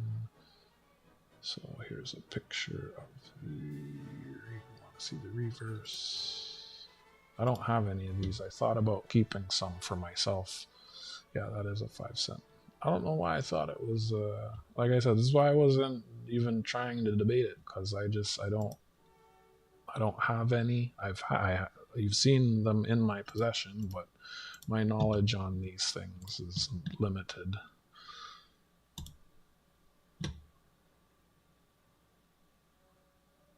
And also, I remember having those from 1911 and 1918. It's a tiny little thing. I had 1901 and a couple from 1918. One of them was cheap. One of them was $5, but it had a spot in it. I can show you. So these were these were silver, and I returned them. I said I returned all the non-silver. I guess I did return some silver. I thought about keeping that one.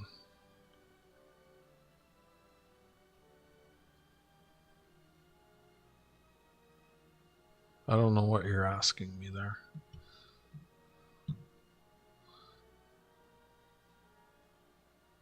There are some pennies that are worth a lot. There's one that's worth $100 in good condition.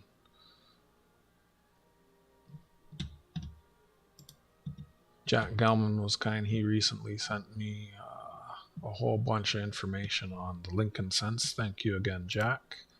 That will be very helpful. These buyer guides, they basically have the wholesale prices. So yeah, the fish scales were tiny little things, like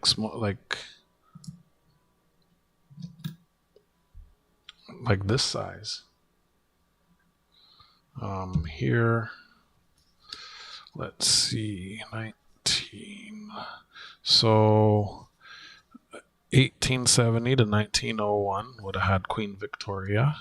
and we still have Victoria Day in Canada. We're the only country in the world that still celebrates her birthday for whatever reason. I don't mind there's fireworks. I like fireworks. And then 1902 to 1910 was King Edward VII. And then 1911 to 1921 was King George V. According to this here. And if ever you want to know stuff about Canadian coins, I'll share a link with you here. This is where I go. Let me make sure I have all my windows closed. I try not to go into emails. This book won't have the value. This book basically has wholesale prices. So this is the website I'm on. That link I just put in the chat is the website I'm on right now. You go up here to coins, price guide and values. 5 cent, you're saying 1905, so King Edward did that say King Edward VI? The book said 7th, didn't it? Yeah, King Edward VII. My eyes are starting to fail me, and there's a few different ones, so you'd have to know which one you have, right? 1905, double 5 top, double 5 right, and then here's your grading, and then here's, I don't know where they get their prices, right?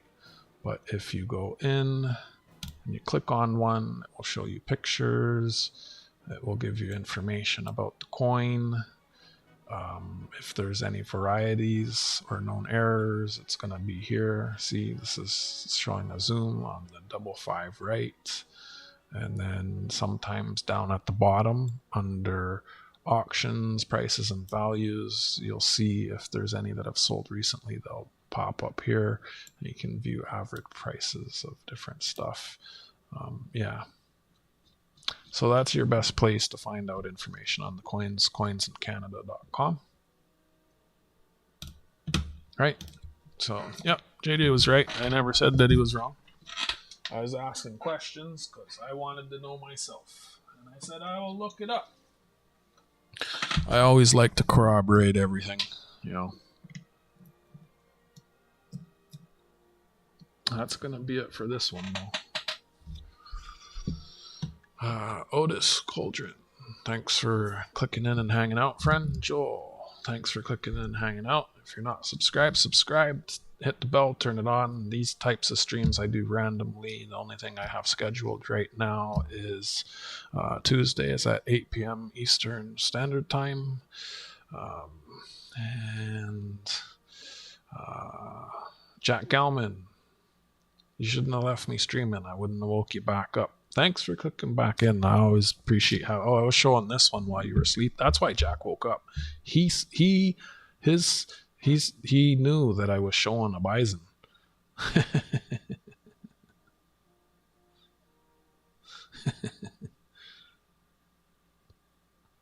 I don't know if I'd sell that one, but I'll see if I can find some more. Like there will be tons and tons and tons of bullion at the coin sale, and I can get maple leafs for days, so I don't need to get maple leafs, but it'd be nice to get some different stuff. But I mean, also, if none of these sell between now and the coin show, then that would tell me that folks are not necessarily interested in buying bullion from me, and there wouldn't be much reason in me picking up bullion from the coin show, right? So, yeah.